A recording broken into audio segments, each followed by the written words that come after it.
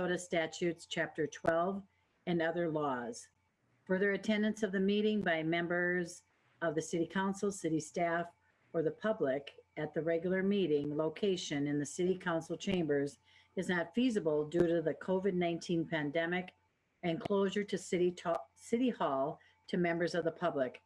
As a result of foregoing, the special council meeting will be conducted solely by telephone or other electronic means as provided in Minnesota Statute 13D.021, and no in-person meeting will be conducted in the City Council chambers. I think it is important to recognize that using a video conference is not as good as an in-person meeting, but it is necessary. Under the circumstances, we are doing the best we can to maintain transparency and due process. I would appreciate everyone's patience and cooperation as we work through the meeting. Please stand for the Pledge of Allegiance.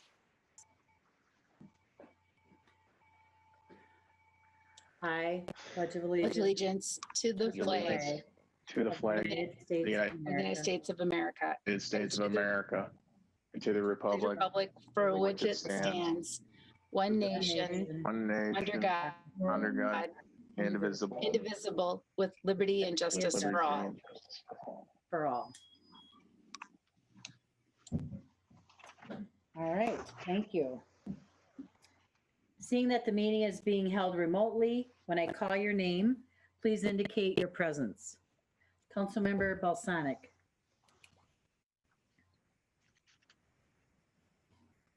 Here. Councilmember Brox.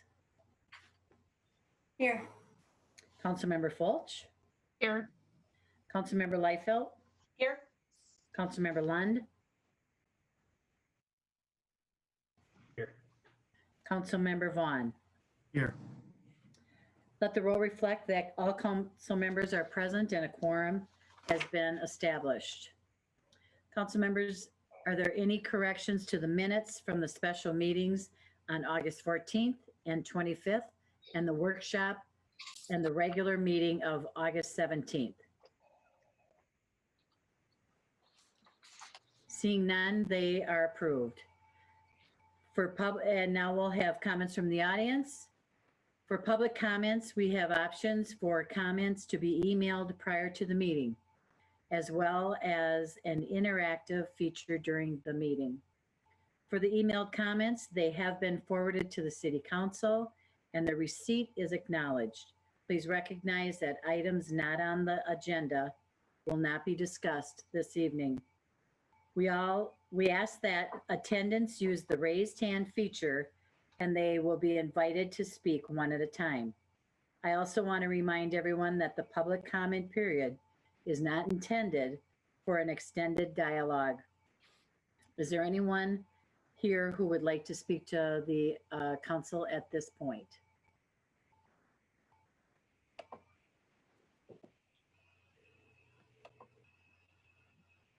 I see no raised hands, so.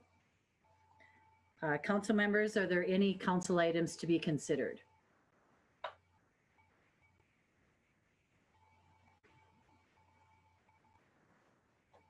Okay, council, I would accept a motion to approve the consent agenda.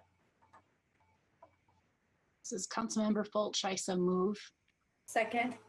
Councilmember Fulch with a second by Councilmember Brox. Council, do you have any discussion? Clerk Flatten, please call the roll. Councilmember Vaughn, Yes. Councilmember Fulch, Yes, Councilmember Balsonic, Yes. Councilmember Liefeld. Councilmember Liefeld, Yes. Councilmember Lund, Yes. Councilmember Brox, Yes. Mayor Festin. Yes. The motion prevails. Awarding of contracts and public hearing.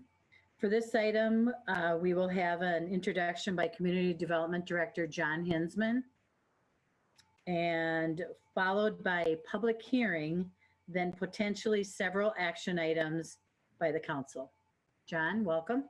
Thank you, Madam Mayor and City Council members. So the first of our public hearings tonight deals with property located at the Villas at Pleasant, which is at the northwest corner of Northridge Drive and Pleasant Drive.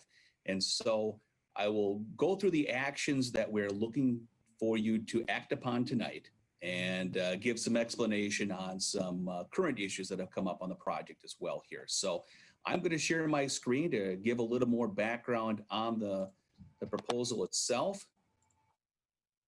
So what we're looking at here is this property here. It's 10.3 acres, presently owned by the Lawrence Property Group and looking to be developed by Simek Property Group.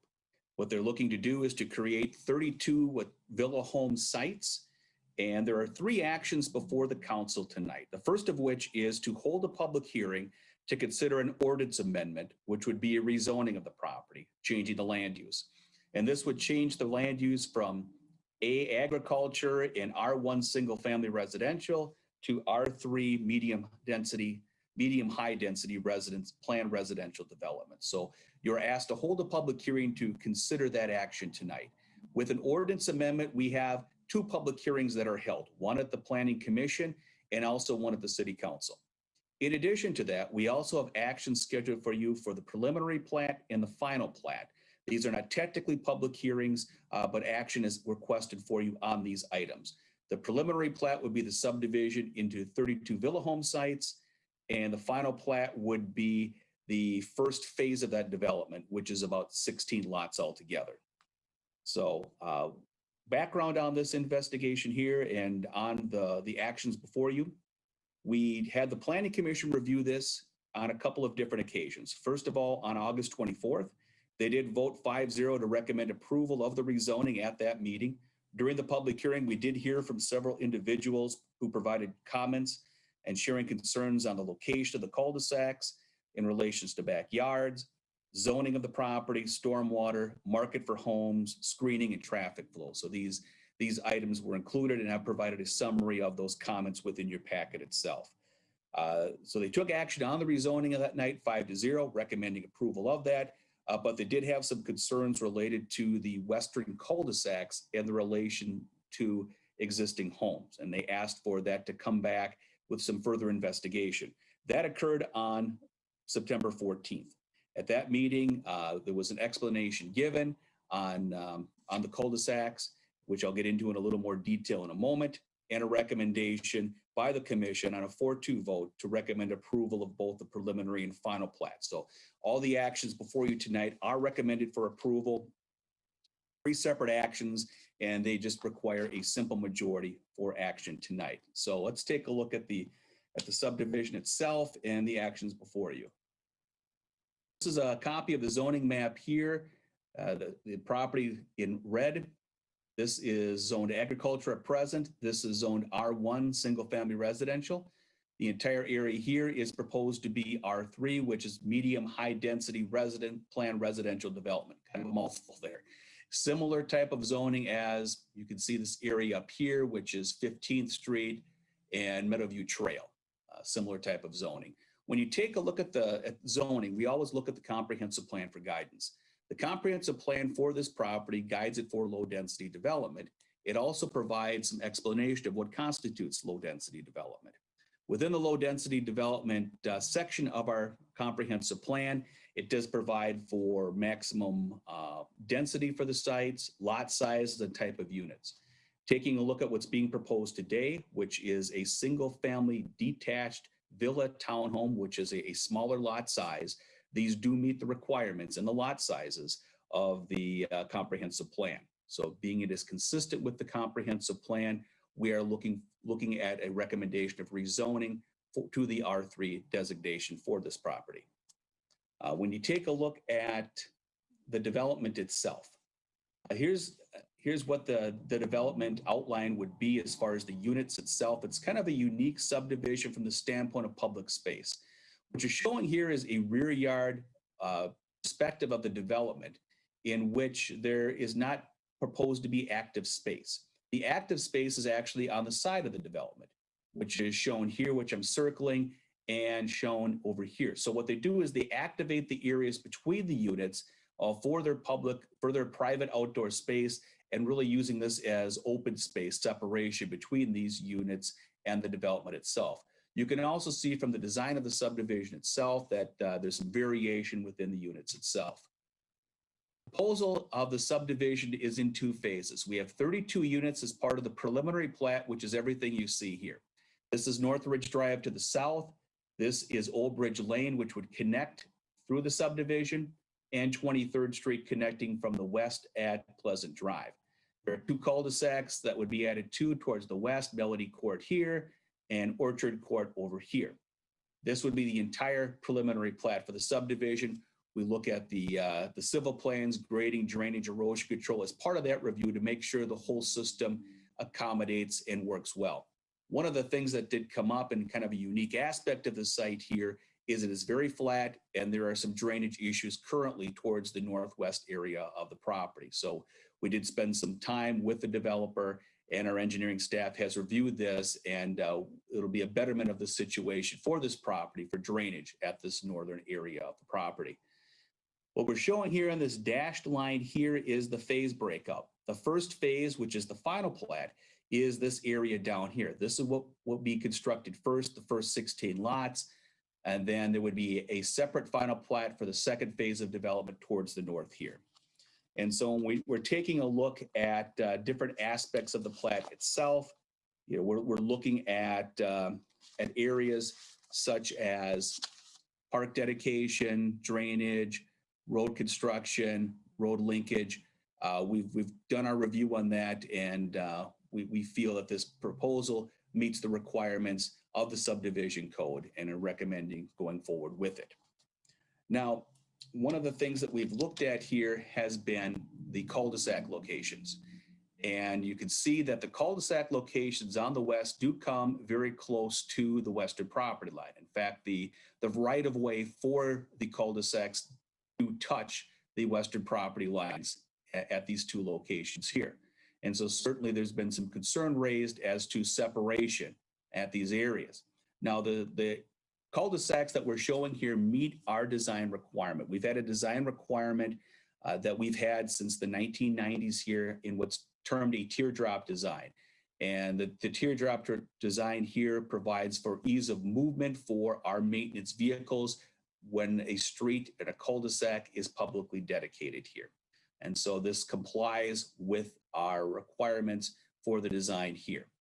What the developer has done is to provide some items to buffer this site from the neighboring properties. You can see faintly here some tree plantings around the cul-de-sacs. These are 6-foot coniferous plantings that are 15 feet on center. So they'll be planted 6 foot tall every 15 feet along these cul-de-sac areas. In addition to that, there would be a 6-foot privacy fence constructed in this location here along this northern cul-de-sac and along the west side of this cul-de-sac too. So this would be to provide additional screening on this.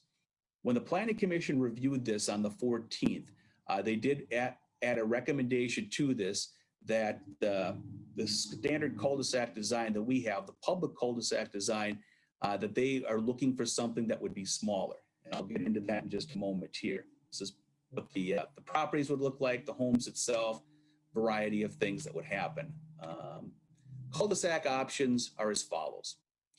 We can have, what the Planning Commission is asking for is the consideration of what's termed a reduced size cul-de-sac. And this could be termed either private or public.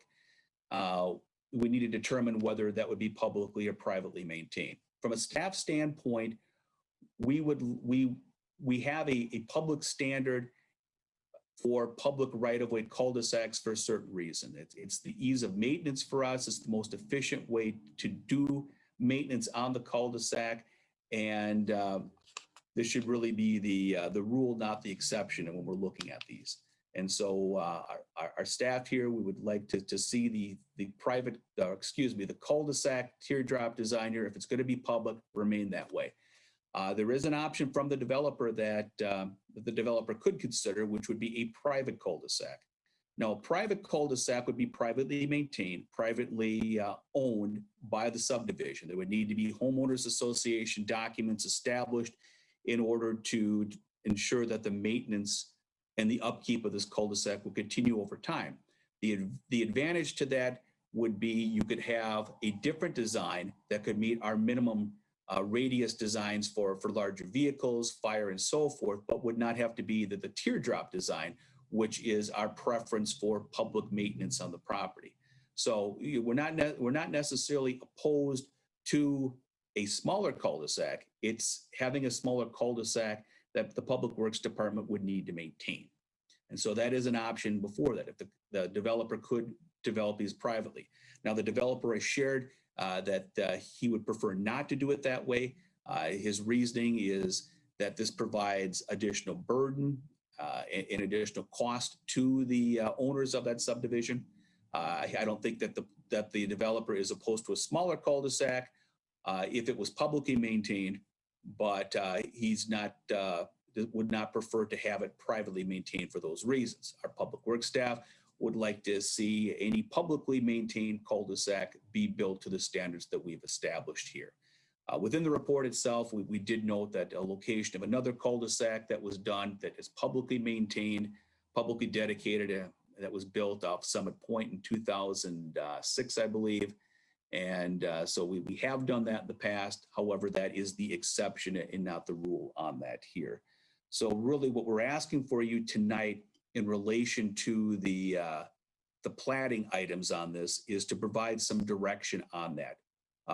With any recommendation on the preliminary and final plat, we would like to see the maker of the motion provide direction on these items. Are they looking at the standard size cul-de-sac to our design that is presented in your packets? Are they looking at a reduced size cul-de-sac that would be private or public?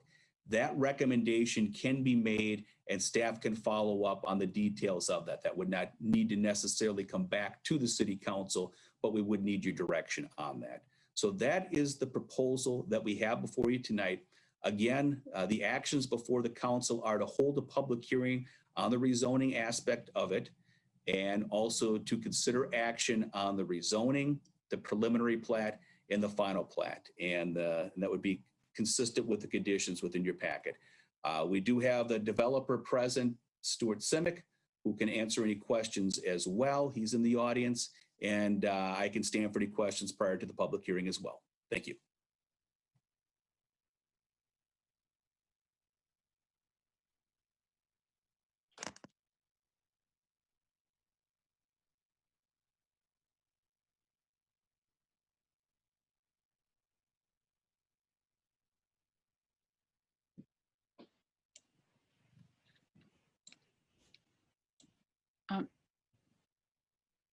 Your Honor, I think you're on mute. I'm sorry. Councilmember Bosanic, did you have a question? Yes, I did. Thank you, Your Honor. Question for John. The cul-de-sac, cul-de-sacs, I guess we're talking plural, right? The reduced size, what does that do to, you're talking about maintenance, which is snow plowing, things like that. What about emergency vehicles like fire trucks, which are going to be a lot longer, a lot more bulk with that equipment? How does that work out with a reduced cul-de-sac? Sure. Council member, we would have certain turning radius standards that we'd have for our fire equipment and emergency services vehicles. And they would need to meet those requirements. Now, we do have private streets and private cul-de-sacs elsewhere, which are smaller than the standard that has been established. We established the standard, I think, really for the ease of our public works vehicle maintenance. The emergency aspect of it for fire and ambulance, we have standards of minimum turning radius, which are less than what we'd have for our maintenance vehicles. And I know I've got Nick Egger on here as well, and I want to make sure that I'm answering that correctly as well, Nick.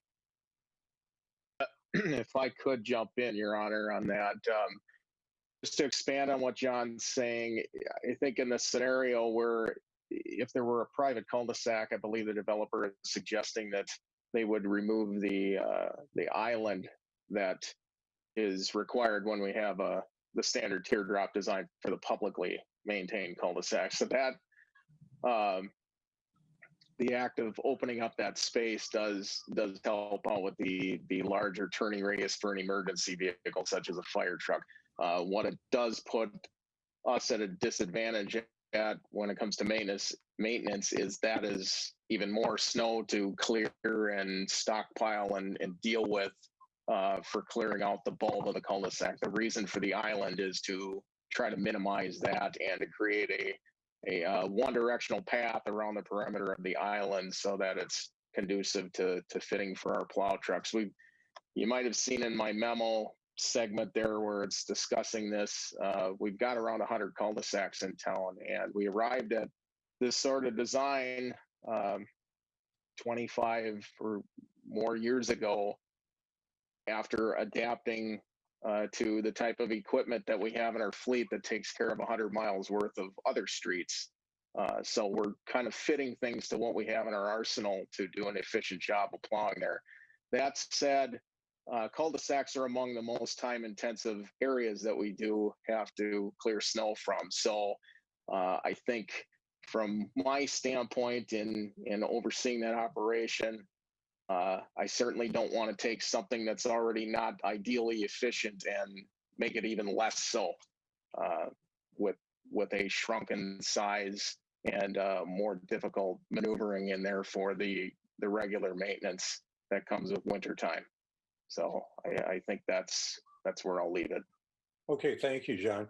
And thank you, Nick. And then one more question. You mentioned that the curb on two of these would end up on property lines with homeowners on the west. Is that correct? Remember the extent of the right-of-way would. I'm gonna share my screen here for a second to show what this would be here. Let's see. So when you take a look, this is the traveled area of the cul-de-sac here. This is the right-of-way itself. So the right-of-way would touch the property lines in a couple of locations here, albeit the paved surface would be, some distance off. They're 10 or more feet, I believe. Okay, so 10 or more feet, that's going to be enough room to pile snow so that we're not going to have snow piling up on homeowner property to the west? Nick, you can answer that. I don't know. Yeah, council member, tough question to answer there to a point. We even with the cul-de-sac inventory that we have, we do find ourselves having to go in and remove snow from them if we have a really heavy winter with lots of snow. You just run out of places to put it, plain and simple. And that wouldn't be exclusive to this location. We've got many other areas around town where we've had to do that if it persists and piles up over the season. Okay. Do we need a motion before we open the public hearing, or we do the public hearing first? No, we would just open the public hearing first. No motion required. Okay. Thank you, Nick and John, and Your Honor. Thank you. Councilmember Brox? Thank you. My question, John, is about light. I saw one of the public comments was regarding concern of light leaving these properties and being in back windows and lights shining in their house. Can you speak a little to, I didn't see a light plan, but maybe that is something I missed, just in terms of how we evaluate light and foot candles and how we don't want it to leave the property. Sure. Yeah, because this is a residential subdivision next to other residents, we don't have a light plan requirement submittal as part of this. That being said, the most significant concern that I would see from light is going to be from the cul-de-sacs themselves, from movements around there getting close to the property lines. The addition of the 6-foot privacy fence will block the headlights from shining onto properties in those locations. And so what we're looking at beyond that would just be the ambient lights that would be on either as part of the public street lights or, the lights coming from structures. So nothing unusual in this subdivision related to that. Okay, thank you. Councilmember Fulch? Thank you, Your Honor. I had a follow-up question for John in regards to the city's recommended teardrop island cul-de-sac. I just wanted to make sure that Todd Seawert's concerns about that were being addressed. So in what you're recommending, it does for sure include the privacy fence and then the large evergreens within that design. So if we make that recommendation, that is the features that would be included with that. That's not an optional design, correct? Sure, council member. I'll offer some clarification there. The recommendation that we would have for approval, part of the conditions on your resolution would be to construct a 6-foot privacy fence, and I'll put my screen back up here again. 6-foot privacy fence along these areas north of this cul-de-sac, west of the cul-de-sac here in Melody. This would also include the evergreen plantings at 15 foot on center, 6 feet in height, generally here. That's on another plan, as well as the construction of a 6-foot privacy fence in this location to block headlight views and similar evergreen plantings there. Okay, so what you just said is that it would have to be a part of the resolution when we go to. So, I'm sorry, Councilmember, it is part of the resolution. It is a part. Okay, there we go. It's a That's what I part. was looking for. I could have just said it is a part. Yep, all right. Thanks. Okay, Councilmember Lund, did you have something to? Thank you. Yeah. So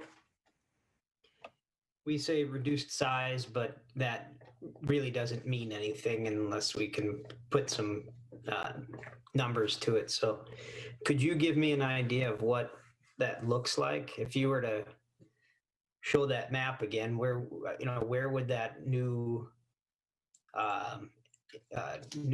shape lie then? Sure. Council member, very generally speaking, something, maybe like this, if you can follow my cursor around here.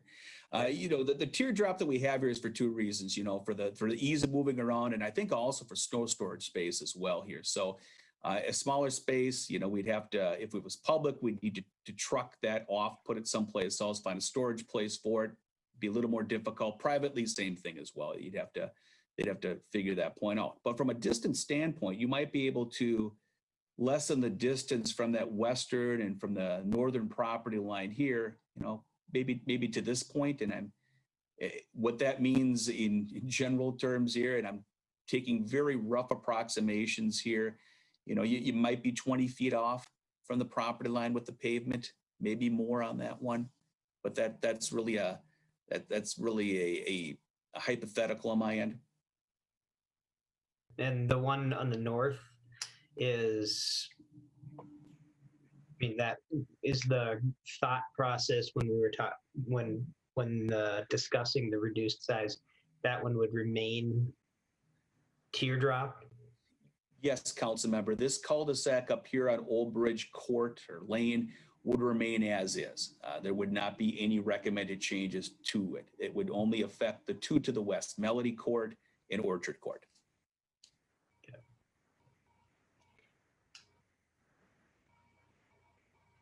I have a follow-up question, Your Honor. So if this were strictly R1, entirety of the property, how many units would be able to fit?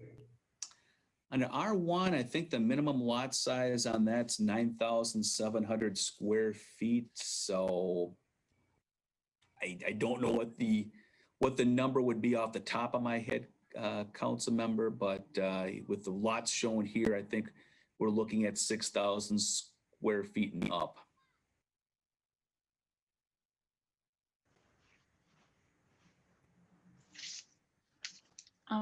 Councilmember Lightfoot, did you want to speak first? Yes, Your Honor. I have a couple questions. First, is it safe to assume that there's no parking in these cul-de-sacs? I might look to Nick Egger on this as well, but these are public streets and they would be, if they're built to this design, could accommodate public parking. Is that correct, Nick?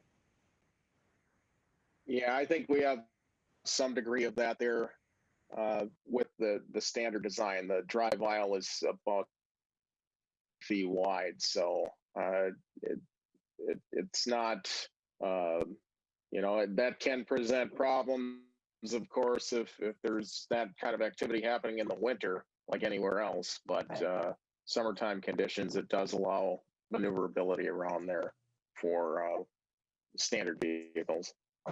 Okay, thank you, Nick. My next question is more along the lines of what we're looking to put here. Okay, if in the perfect real estate environment and everything, the stars align, we've got 32, am I right, units of cottage living for, I don't want to say senior, but maybe 55 plus. Now, a number of years ago, and one of you may know, I'm thinking around 2004, 2006-ish, there were cottages built up near Oak Ridge Manor, the Oak Ridge Manor cottages. I knew a couple who bought that. They were over 60, bought into that, owned it, and within, I believe, 2 years, those places were being sold to other families. They now had children on bikes. They now had, younger couples who were tinkering with their, muscle cars, all this different stuff. I guess my biggest concern is, to me, an R3 with this medium to high density fits in the scope of when we're talking a couple people in a residence. You put my family of 7 kids in that neighborhood, and that just changes the entire environment of what I think it is we're looking for. So I just don't understand where or how we would have any reassurance that that's what this is going to be. Now I look back and say, okay, you do an R1 or even an R2 if that's an option. Fewer, which gives them more space, more yard. I guess where I'm really stuck at is what assurances. I love the idea. I'd love to see a place just like this. But I'm concerned about what keeps it at the level of senior housing or whatever they're calling it, cottages for, people with money who are over 55. Okay, good. Hey, council member, I assist on that a little bit, and the developer may be able to add more to this as well. What happened with the Augustana one, the cottages that were there around 14th Street, is those were specifically age restricted, I believe, and then those age restrictions were lifted at a later point. This situation here, there is no age restriction going on. There's marketing directly towards empty nesters, seniors that the developer has shared, but there's no actual restriction that would be placed upon these from an age standpoint. Their experience in building these type of structures, they've built these in 26 different states and really focus in on this type of product in this market, is that, they're fairly confident that the people that are going to move in here are going to be of that age group. However, there's no restrictions on that are placed. Do see a raised hand from a developer, Stuart Simek. If you'd like any further clarification on that as well, I can bring him into the meeting. I'd be more than happy to hear what he has to say, John. You've explained it sufficiently to me that there are no age restrictions. That in itself does give me a little bit of concern. So before he speaks, let me ask, I read a number of emails. What are they referring to when all you'll see is these black walls? Did anyone else read that in there? Facing Pleasant, what was it, some sort of privacy fencing? Were they making reference to the roof lines? Did anyone else catch that? Or am I mistaken? I'll jump in. Yes, I did see that. I don't know. Do you know, Councilmember Balsonic, what it was in reference to? I think it was along Pleasant. Right. But there's nothing in the designs that I saw that would indicate any kind of black walls. I'll jump out here, let the developer. Thank you. Yeah, and I do have the developer Stuart Simek here as well. I'll also share quickly here while we're getting Stuart on this view here, which is artist rendering of what that rear yard would look like to the neighboring property owner. So you'd have the walls of the different developments here. There are some windows within there, some different structures, fencing between the units to provide some privacy for the private space between the units. So that's what the developer has proposed here. And Stuart, I think if I unmute you or you unmute yourself, you can speak. Hi, good evening, members of the City Council and Mayor. Yeah, thank you. I appreciate this opportunity to talk to you on this. So just to maybe go through and address questions, some of the concerns. Council member Liefeld, you talked about, previous development had changed, and my one comment would be the number one, the HOA does not allow swing sets, play, any of those things. So those are number one, a big discouragement for somebody wanting to move in there. You also look at the old saying, birds of a feather flock together. While it is not age restricted, it does attract those type of people. And that, generally speaking, and I could bring in Steve Peck with EPCON, who's out of Ohio, he could talk to more of the stats there. But typically speaking, you're going to have under 1.5 to 2 people living in these homes. Driveways, you're going to have room for 2 cars. So I don't think you're going to have a ton of, you don't have high school kids. I've got a couple high school kids. Well, with it usually goes an extra car, could be their friend's car, whatever.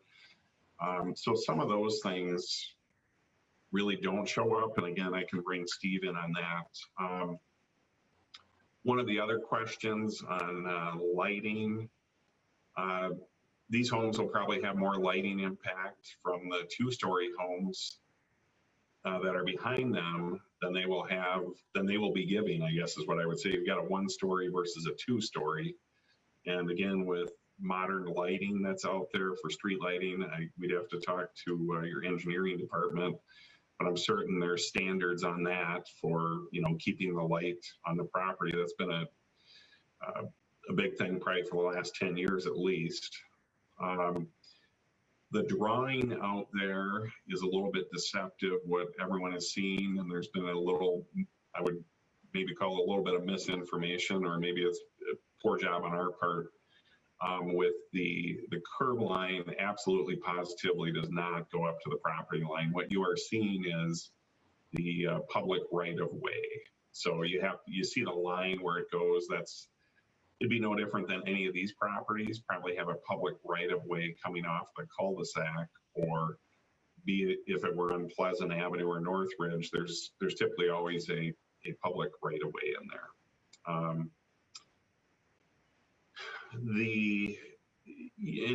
You have a unique design where it also reduces the impact to any neighbors behind there. You're not going to have a deck looking into their backyard, and it's kind of a win-win that way. And it's also landscaped attractively and properly to provide screening. And working with one of the key neighbors there, Mr. Seward, we have had some good conversations. I think, where he's even made the comment, I think publicly, he's tired of looking at a soybean field, and he ultimately he's going to be the person who's going to be impacted by this the most. And ultimately what he's fighting for is no different than anyone else. You're fighting for, your backyard. You want it to be done right. You want it to be done respectfully. And I think we've had a great dialogue going back and forth. We've also had good dialogue with Public Works. We've been, which I completely understand Public Works position that, hey, we've got a standardized cul-de-sac. That's what we'd like to see there. You don't want, they don't want 20 different cul-de-sacs and 20 different plow trucks. We get that. So our hands have been a little bit tied with that. What I am told from my engineer, there's been a discussion of public versus private. As a developer, I have an opinion what I would like to see it as. I would personally like to see it as public streets, for the main reason of what does the development, what does the street look like in 20 or 30 years? The city council will have turned over. I'll probably, we will have all moved on. My opinion is a city is typically better financially capable to tax and improve roads, repair roads, all those other things. For me, there is no immediate or substantial, there's really no benefit to me as the developer, whether these streets are public or private. Developer pay for those streets when they get put in. No free ride on those streets. There's no free snow plowing, okay? So if they're public streets, Hastings is going to assess property owners for street maintenance, which includes plowing. If the streets are private, the homeowners association will assess for snow removal and street maintenance. What I am told by my engineer is if we go to a private street, we can only, based on maintaining some standards that are out there for fire and for, I think it's fire is what it comes down to, for fire emergency vehicles. It only reduces the size of the cul-de-sac by 4 feet. But then it trips it into public utilities. So any utilities in there, again, which I am going to pay for as the developer, it's not, hey, the city pays for it or there's no free lunch in there. I need to put in those utilities, but over the next, the life of the development, the HOA is responsible for maintaining those utilities. Deal. I don't think you're going to be replacing water and sewer pipes in 30 years. It might be 50 years, but then there's a little different. There's some easements and some other stuff that has to go in there. So long story short, this product, you're seeing it, a couple of your planning commission members talked about it. Councilmember Vaughn. I'm going to wait for the honor. Go ahead. Okay, I'm sorry. High demand for this product. It's also a product to keep members that are already in your community. It's somebody who's raised kids in Hastings. The kids have moved out, and instead of moving to, Cottage Grove, Woodbury, or Lakeville, they've got an option to stay there. You've got something that has no stairs. They have the option of a bonus room on the front if they chose that. And again, a lot of demand out there, and I think you will see that, in your community. So, any questions for me?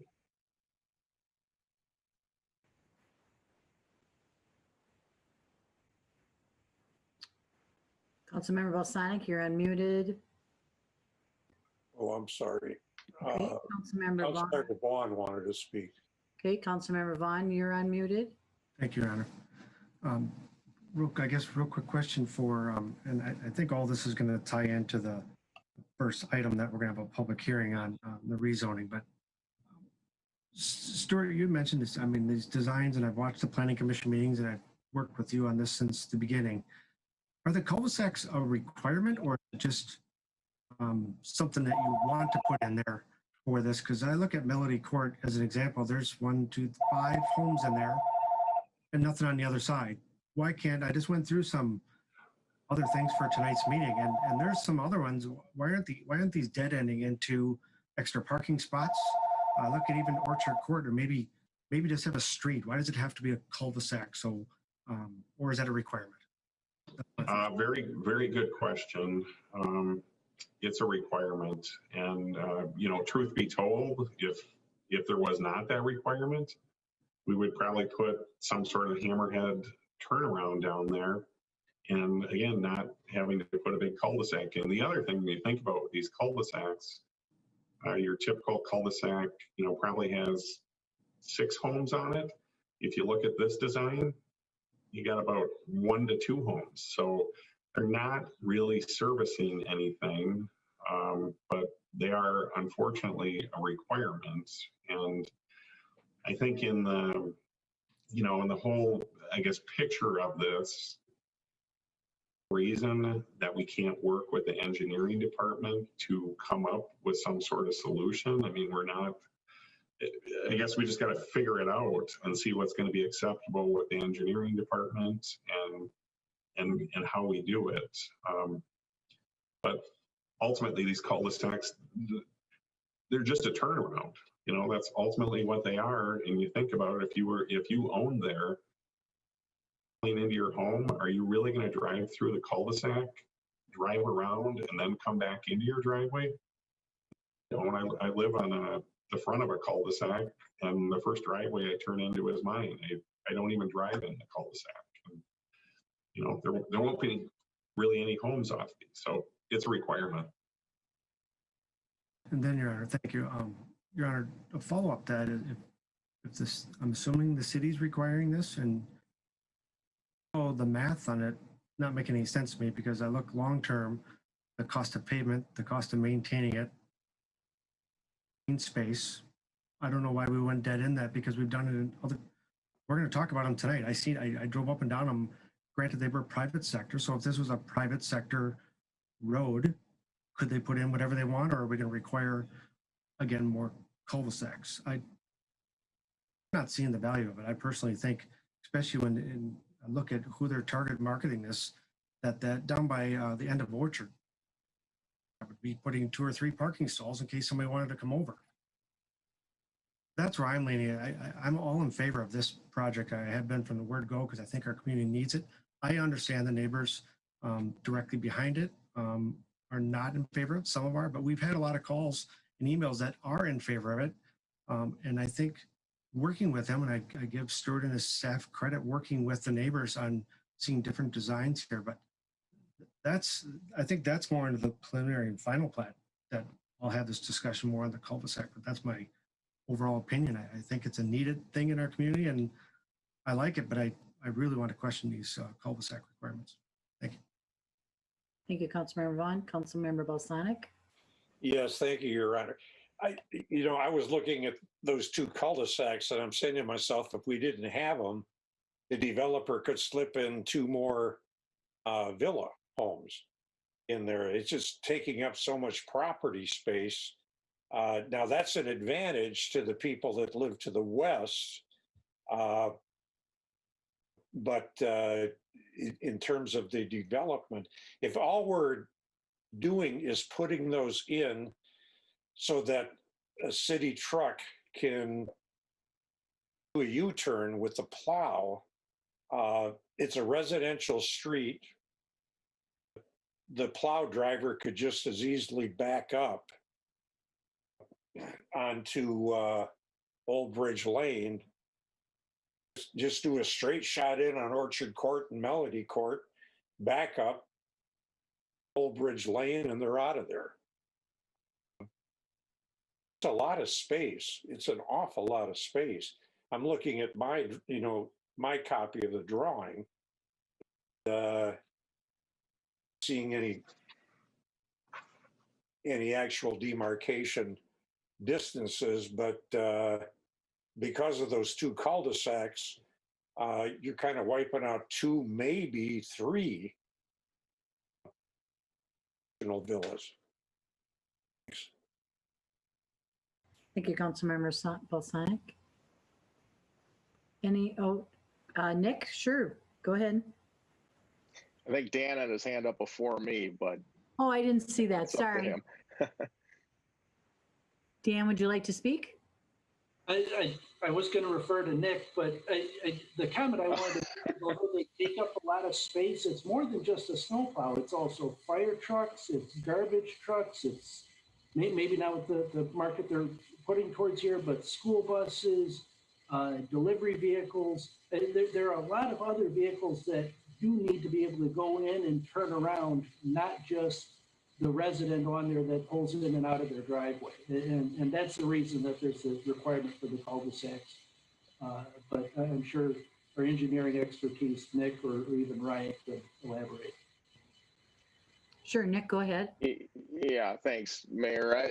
I'll go back to what I said earlier here in that we have a situation where, you know, cul-de-sacs are obviously not through streets, and we've got a pretty strong inventory of them out there right now, and each one of them has comes with it a more cumbersome set of maintenance practices that have to be in there.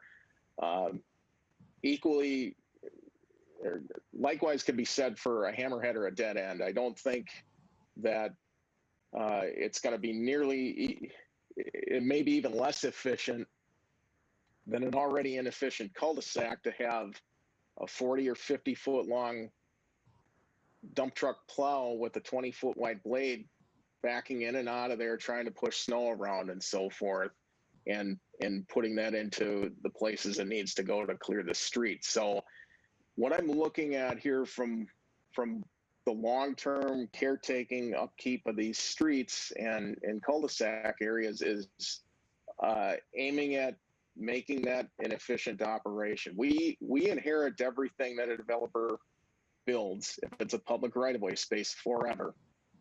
There's no backseas on that. So these are setting the tone for what we will inherit and deal with for the long haul. And so that's why we come at it from an angle of thinking about these operational things on the front end, in addition to what Dan mentioned too, that it's about more than just that. It's private types of uses too, deliveries, garbage, et cetera, that have to use these spaces and easily maneuver in and out. Thanks, Nick. Councilmember Lund? Thank you. I'm curious, Nick, if there's ever been an example of more of a hybrid situation where plowing is on the homeowners association, but all the other general maintenance and upkeep is on the city. So, you know, the point is good on Mr. Simek's part about, you know, what he said is, you know, what's going to happen 20 years from now. You know, it seems like getting a snow plow in and out is a major factor in the overall design of this thing. And it's kind of the point of contention here. So can we minimize the plowing issue and not sacrifice quality or anything else?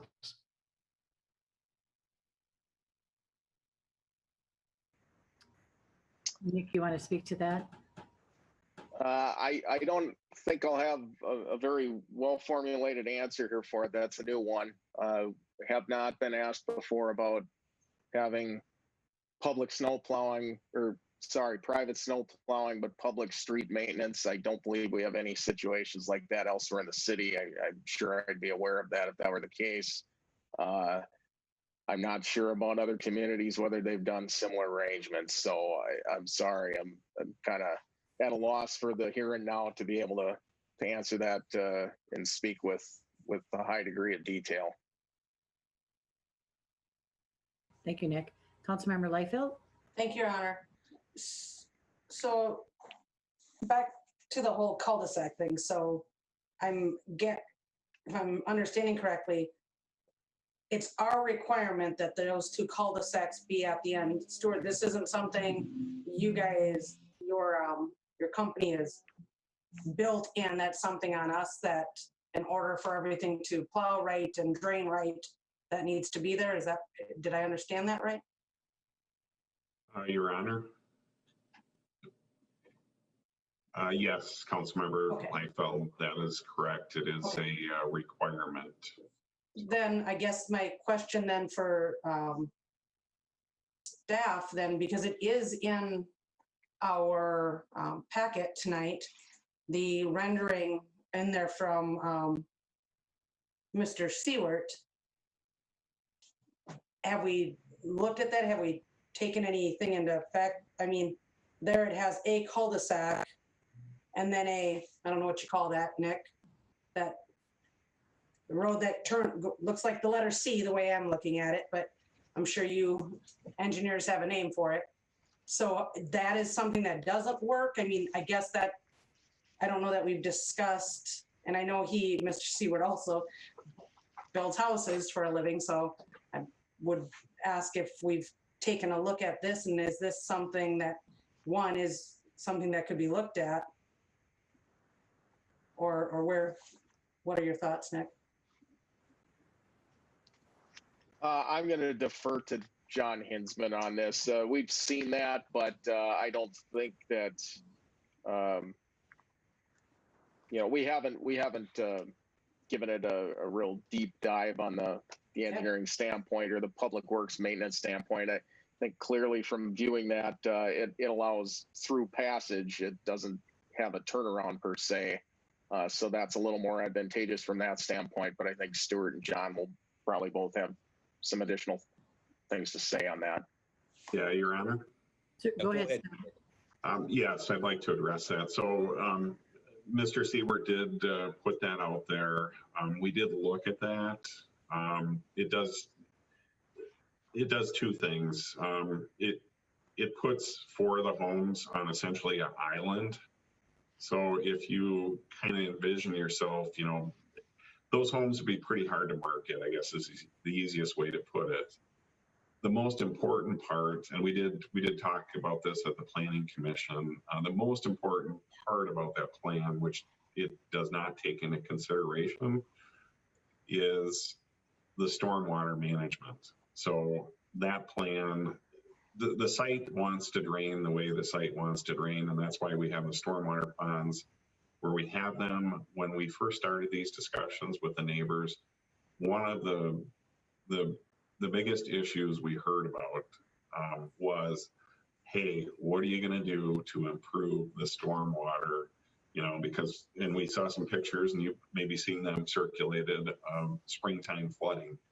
You have the soil issues there, and you have basically the way the site wants to drain. And our plan, we can't correct what goes on a property adjacent to us, but per stormwater requirements with the engineering department, with, I'm going to forget who controls, it'd be like a watershed. We have to capture all water that's on our site. It can no longer, like it does now off a soybean field, when it's in that freeze thaw cycle in March and April, we got to take care of our water is the long and short of it there. Furthermore, the last comment on that plan would be, it also pushes some homes closer to the neighbors, which again, I think if given the choice, would they rather have homes closer or cul-de-sac? I can't speak for them, but me personally, I'd vote for a cul-de-sac that no one's going to use versus having a home closer to me, but that's only one person's opinion, so. Thank you, Stuart. Any other comments, council? Okay, at this point then, I think we'll open up the public hearing. John? Yep, that'd be appropriate, Mayor. Okay. And we ask that the attendees raise their hand feature and they will be invited to speak one at a time. I'm opening the public hearing at this point for comments.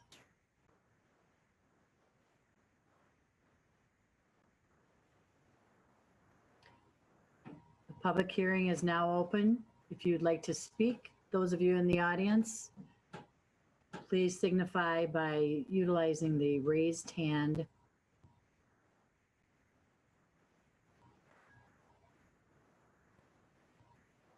Oops, Kevin Green. Welcome.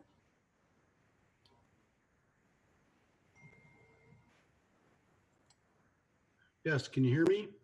Yes, we can, Kevin. Please state your name and your address. Yes, Kevin Green. Counselors and commissioners, Kevin Green, 1782 Fallbrook Drive in Hastings.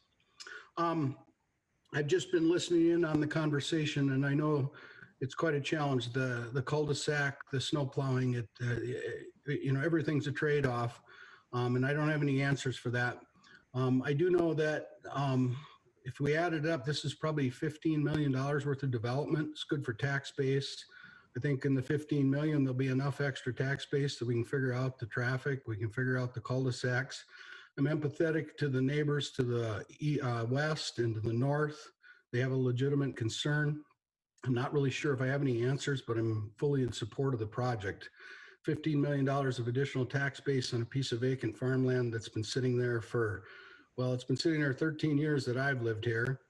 And it's probably going to sit another 13 years unless someone comes up with and does a project like Stewart. So that's all I have to say. I'm in favor of it. I think it's something that we should be able to work out, the cul-de-sacs, get it done, and everybody wins. So, but again, I am empathetic to the homeowners that that it's backed up to. So I'll yield with that. Okay. Thank you, Mr. Green. Anyone in the audience wishing to speak?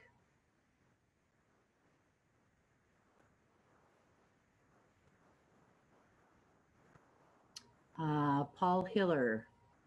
Welcome, Paul, and please state your name and your address.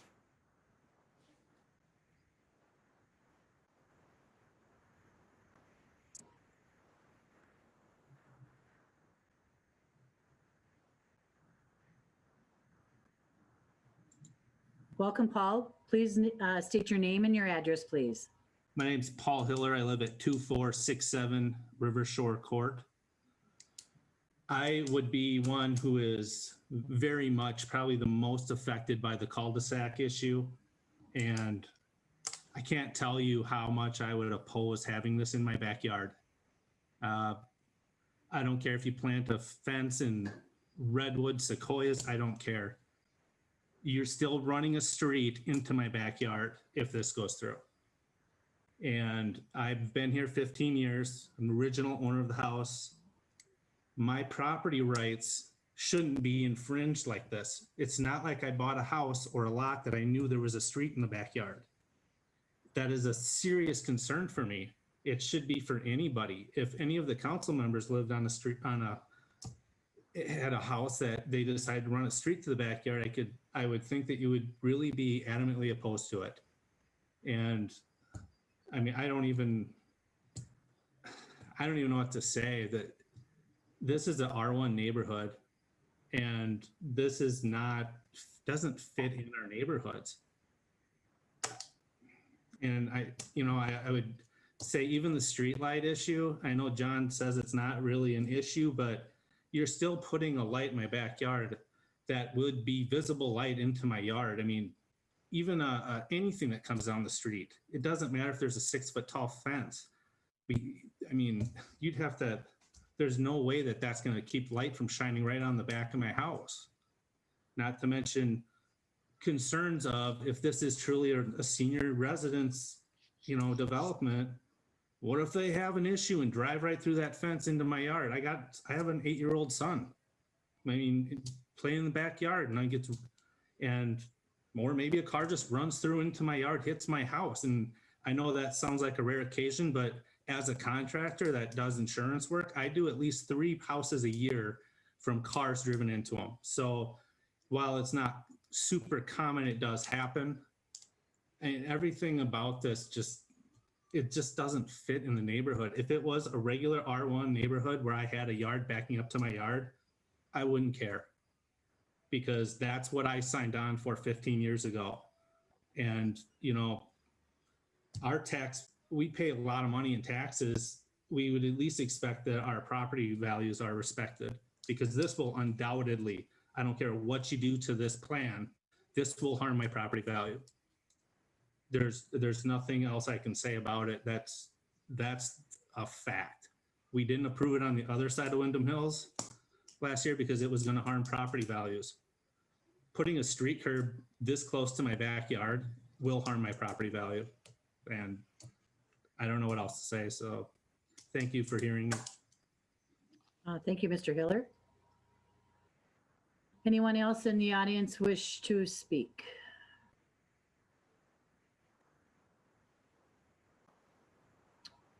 Anyone else in the audience wishing to speak? Your Honor, before you do close the public hearing, I'd recommend that you do acknowledge that each of the emails and other correspondence that were received prior to and right up to the time of the meeting, including, I believe, Mr. Hiller's that came in a little late, that those were received and are considered part of the record. Thank you. Correct. As I stated at the beginning of the meeting, we have received emails and including the last one that you had sent, Paul. So council was had those in their packet. So we have looked them over and received them all. With that, I'll ask one more time, is there anyone in the audience that wishes to speak?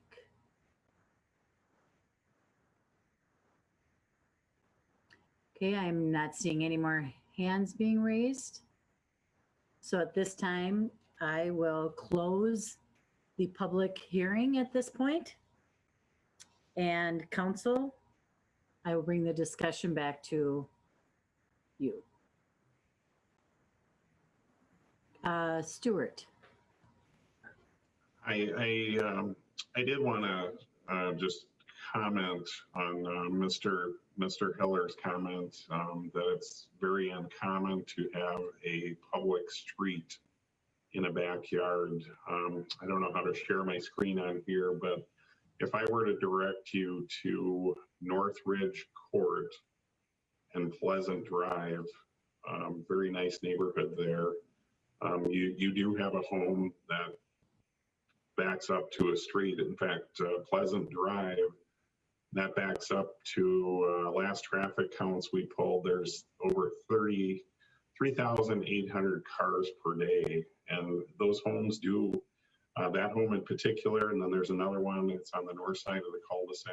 It is not uncommon. And again, I would, pull everyone back to it's a turnaround ultimately.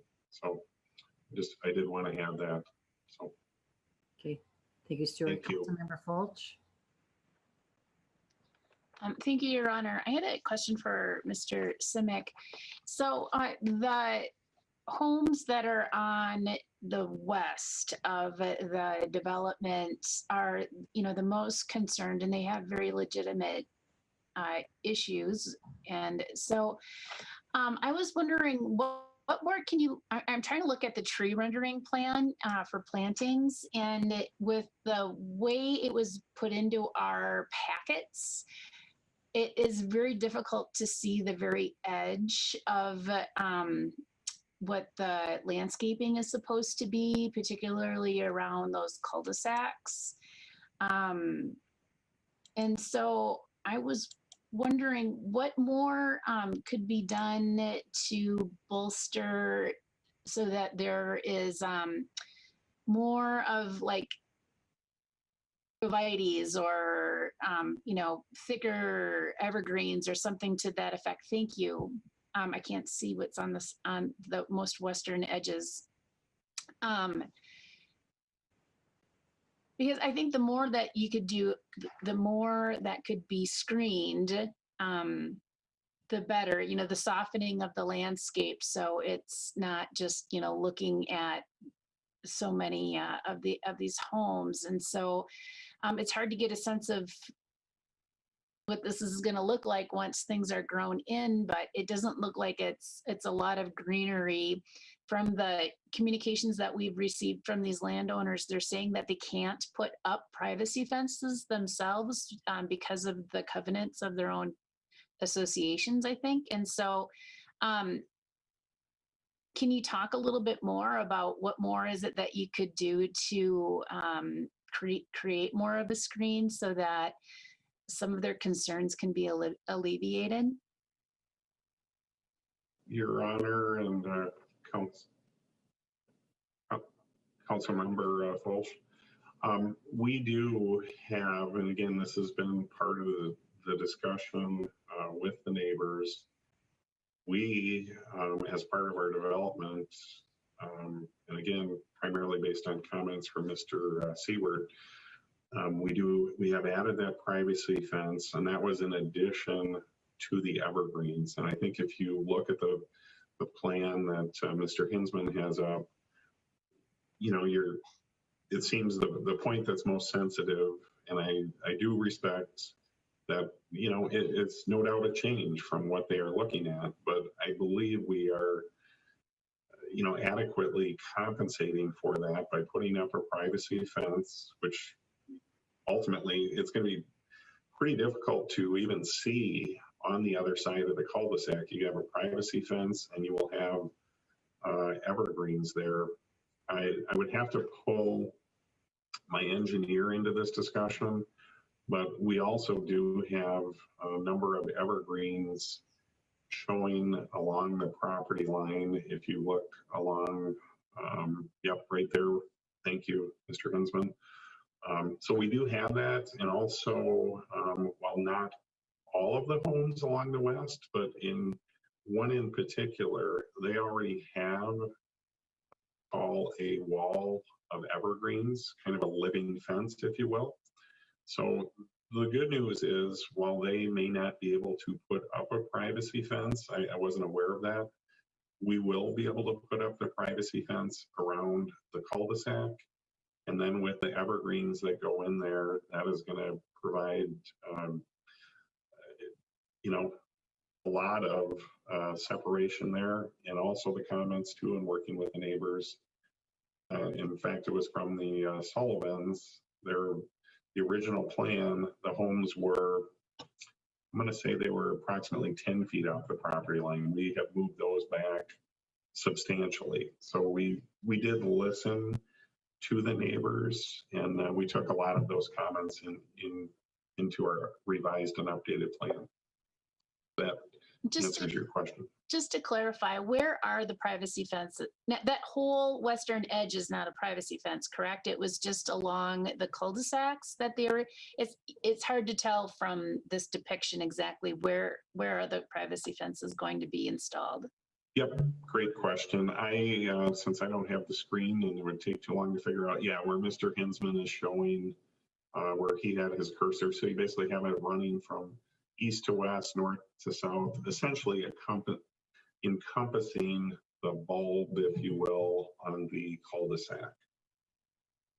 Can I ask, why don't you just extend the privacy fence all along that westernmost edge then? I mean, what I'm hearing you say is that you're going to have a break in it. And so just, why wouldn't you just make it continuous all the way down?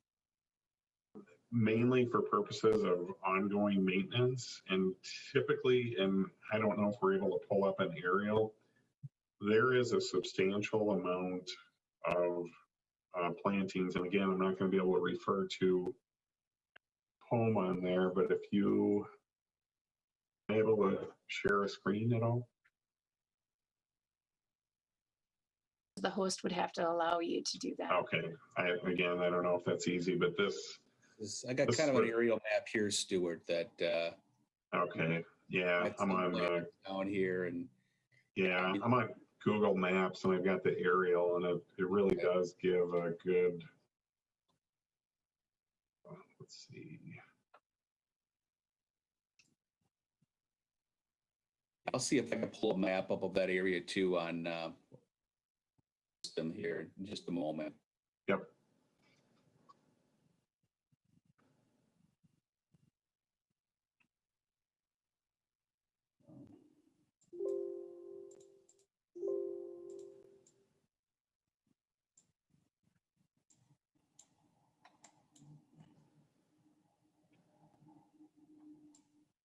Okay, I'm going to share this over and a little more clarity on things here.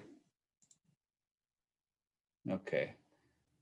You able to see the aerial map here? This shows some of the plantings along the western end of the property here. Some are, some have more landscaping than others. Yep.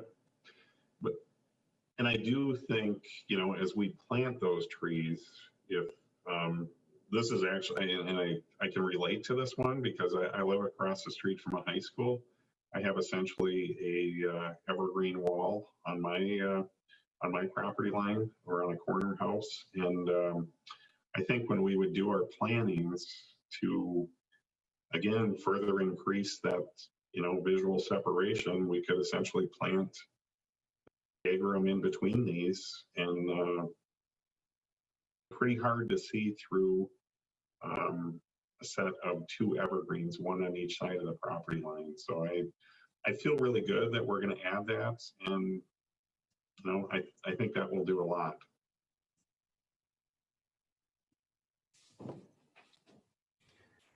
Okay, thank you, Mr. Simek. Councilmember Lund? Thank you, Your Honor. What's the opportunity to retool these cul-de-sacs, and if they are going to be smaller, to look at that rendering and whatnot? I'm just trying to understand where we're at tonight versus what down the road might that look like. Because if we just say, just theoretically saying, we just said we want the smaller ones, et cetera, what's the next step then? How does that look, John? Sure, council member, if the commission were to opt to go in that direction, they could put that as a recommendation for a condition on the approval on it, direct staff to ensure that there's a smaller cul-de-sac in there. There would need to be a determination made by the city council as to whether that would be publicly or privately maintained on it. But we would be looking at minimal geometrics for emergency service vehicles, that sort of thing. But again, with the standards that we've established, with what we would like to see as publicly maintained, that we're looking at our equipment maintenance on there. That doesn't preclude us from looking at emergency service geometrics there for those type of things. So long story short, council member, I think a direction by the commission on any approval as to whether it be public or private, and direct us to look at something smaller, I think would be something that we could work with. Thank you, John. Councilmember Balsanic. Thank you, Your Honor. At the risk of throwing a monkey wrench into this, well, first of all, two things about the potential of somebody going out of control and going through the cul-de-sac into somebody's backyard. In addition to the trees, could there be some room for some good-sized boulders to stop anything that is intent on heading that way? That's just a suggestion. We don't have to talk about it. But the monkey wrench here is, John, I'm looking at my packet, and the second to the last page shows another layout, the development that removes the two cul-de-sacs on the west end of the property. Is that plan no longer a possibility? I think I'm counting the same number of units for that one, and you don't have any cul-de-sacs with that one. Sure. So I'm not sure why that hasn't been mentioned, or mention it and say that we decided not to go with that. Okay. And Councilmember, I can address that. What you're referring to there is a depiction that was submitted by Todd Seward, neighboring property owner there, as to how the development might be done by eliminating the cul-de-sacs and essentially connecting the two streets there. I think earlier on in the meeting, the developer discussed that it would bring more units closer to the western property line, so it would provide more activation of that space, which might not be as desirable for the owners to the west. And that would also leave a situation in which you'd have 4 units within kind of an island, which the street would essentially circle these 4 homes there. So Okay. not something that was proposed by the developer himself, but a suggestion by a neighboring property owner. Okay, thank you. That takes care of that. But suggestion, put some boulders in around the cul-de-sacs. That should stop anybody, including a snowmobile, from going through. Thank you, Your Honor. Thank you. Council, do you have any objection to allowing Mr. Hiller to speak again? No. Okay. Mr. Hiller, come on back in.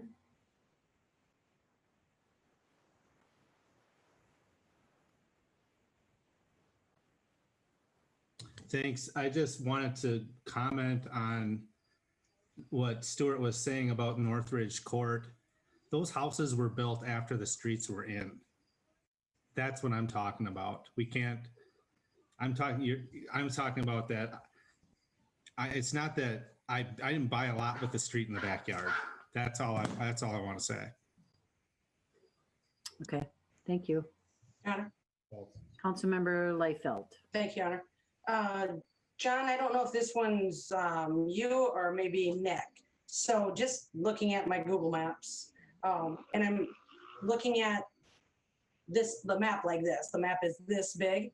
So when I look at that kind of square where we're looking at here on that corner of Northridge and Pleasant, and I count 33 homes in there, okay?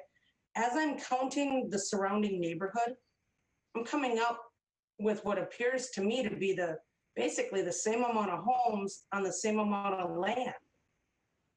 So does that, I'm not an engineer and I'm not an architect. I don't build homes.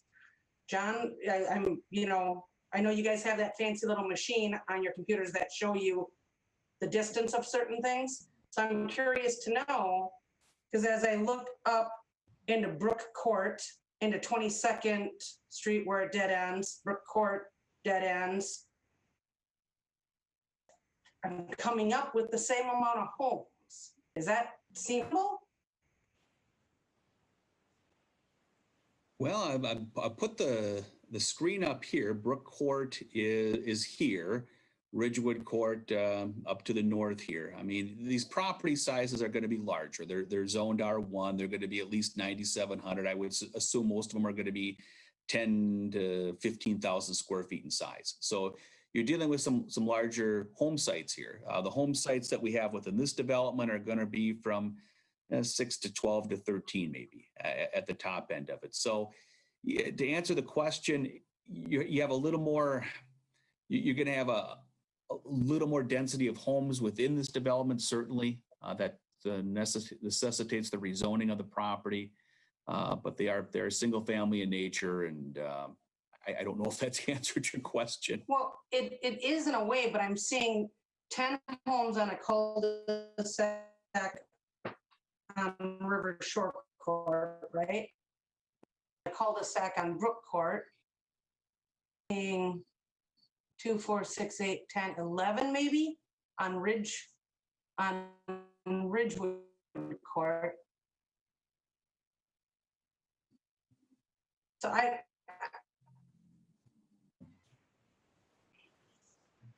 I'm looking at that and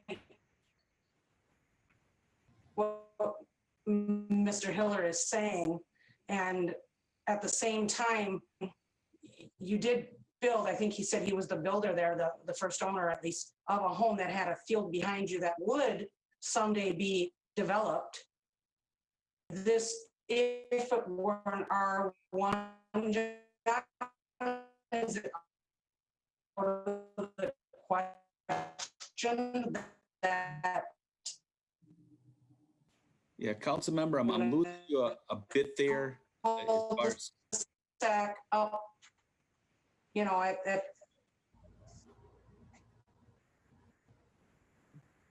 yeah, it may be, I'm not it sure. may be my internet, it's moving slow.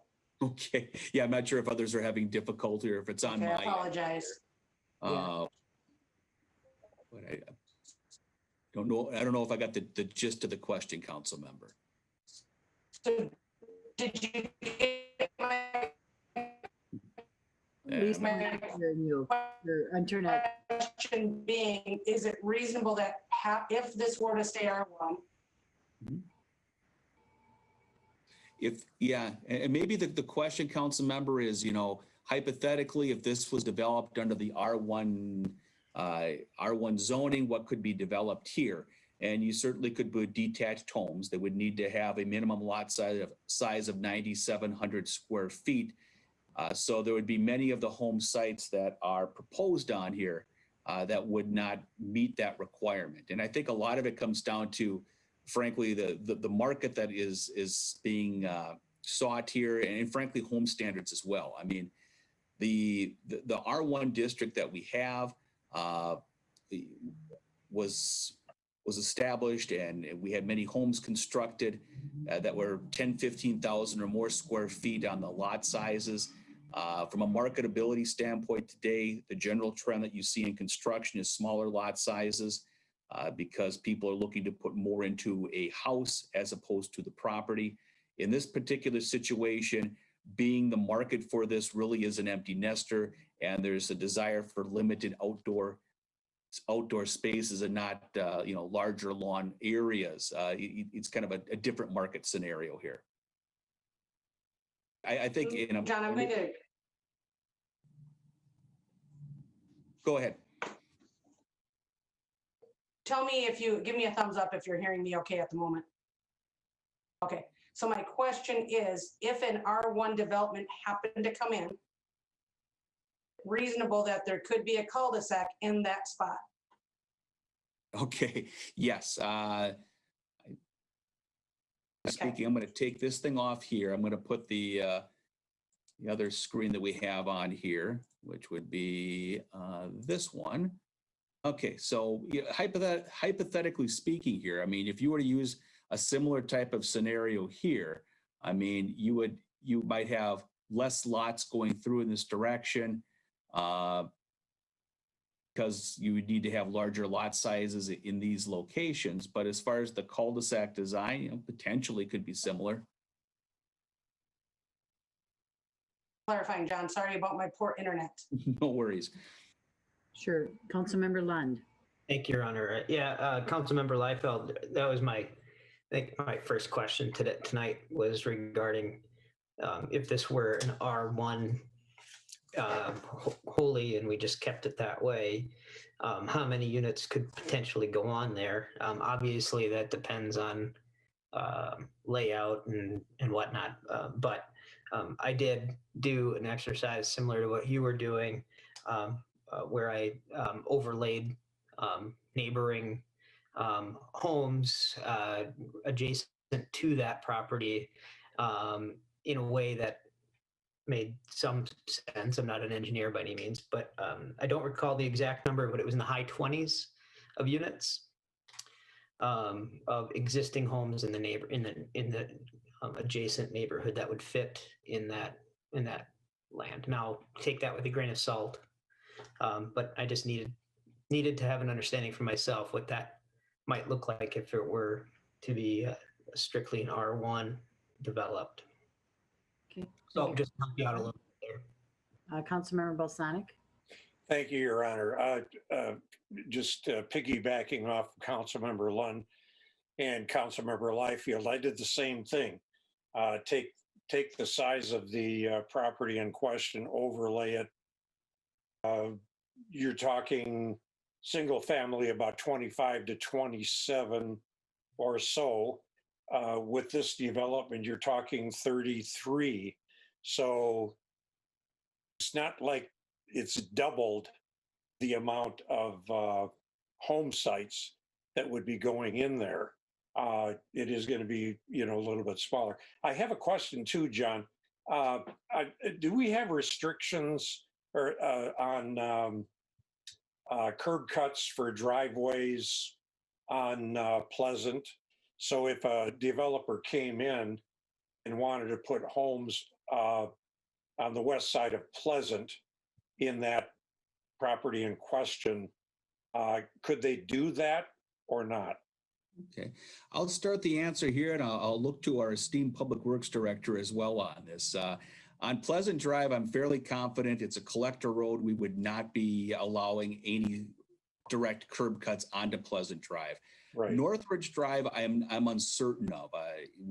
I know further down on Northridge Drive, there are curb cuts on there, but maybe I'll turn it over to Nick. Thanks, John. In either case, well, I'll start with Northridge. You're right. There's kind of a pattern established along most of the run of Northridge Drive that the type of density that's all along there is pretty consistent. And in that scenario, driveways have been allowed to occur. Pleasant, you really don't see any of it there. And that does have, I think, around twice as much traffic volume on it. It's a place where we would strongly discourage that. In fact, I think that's how our ordinances read for placement of driveways on higher volume collector or arterial type roadways. We suffer the consequences in the way of a lot of complaints and concerns from that sort of thing down the line. So again, one of those, upfront decisions we have to be very careful of with that sort of scenario.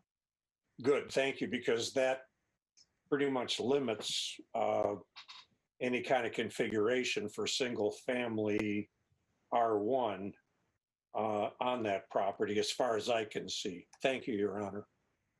Thank you, Councilmember Balsonic. Any other discussion, council? John, anything to add? Nothing from my end, Mayor. Okay. And Nick? Okay, then council, I would accept a motion to adopt an ordinance of the City of Hastings, Minnesota, amending section 155.01 zoning code of the city code having to do with official zoning map. Your Honor, I'll make that motion. Councilmember. I'll second. And Councilmember Brox seconds it. Any other discussion, council? Councilmember Fulch? Oh, Your Honor, I'm sorry. I thought we were going to take a vote. Hope you're unmuted. All right, Clerk Flatten, please call the roll. Councilmember Vaughn, Yes. Councilmember Fulch, Yes. Councilmember Balsonic, Aye. Councilmember Liefeld, Yes. Councilmember Lund, Yes. Councilmember Brox, Yes. Mayor Fassbender. Yes. Motion prevails. All right, secondly then, council, I would accept a motion to adopt a resolution of the City Council of the City of Hastings granting preliminary plat approval of villas at Pleasant. And Your Mayor Honor, I'll make that motion. I'm sorry, excuse me, Councilmember and Mayor. I just want to make a quick clarification. With that motion, we are seeking direction from the council on the status of the cul-de-sacs to the west. Options before the council include constructing the cul-de-sacs as public to our standards, which is what's shown on the plans before you.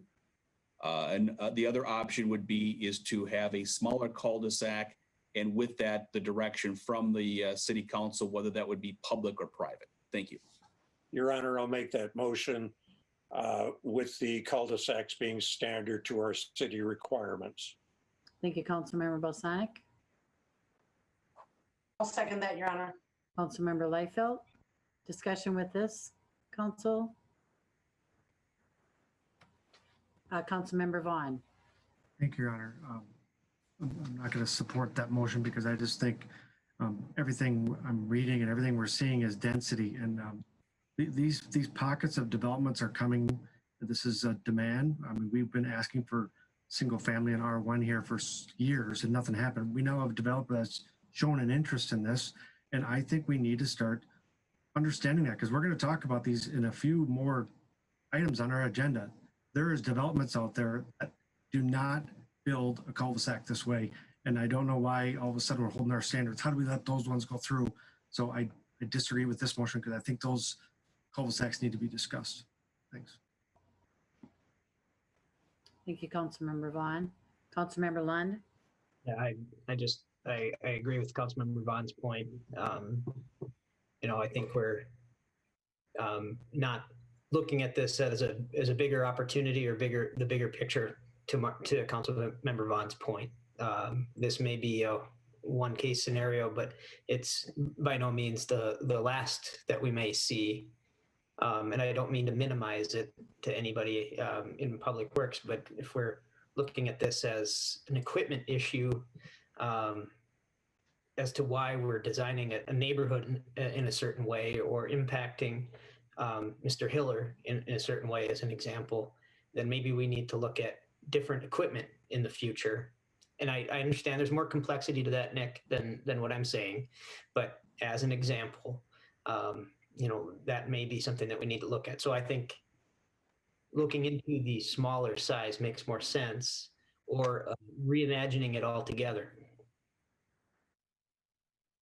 Okay. Thank you, Councilmember Lund. Councilmember Fulch. Your Honor, I'd just like to remind the group that it's the staff recommendation not only for snow plowing operations, but it also has to deal with the ability of fire rescue vehicles to be able to access the homes that live, within those neighborhoods. And if this is going to be an older community, if that's the goal, I mean, there could be, very well, possibilities that there's first responders that are going to be, coming on site. And so I think that it's important in this scenario to take into consideration the staff's recommendations.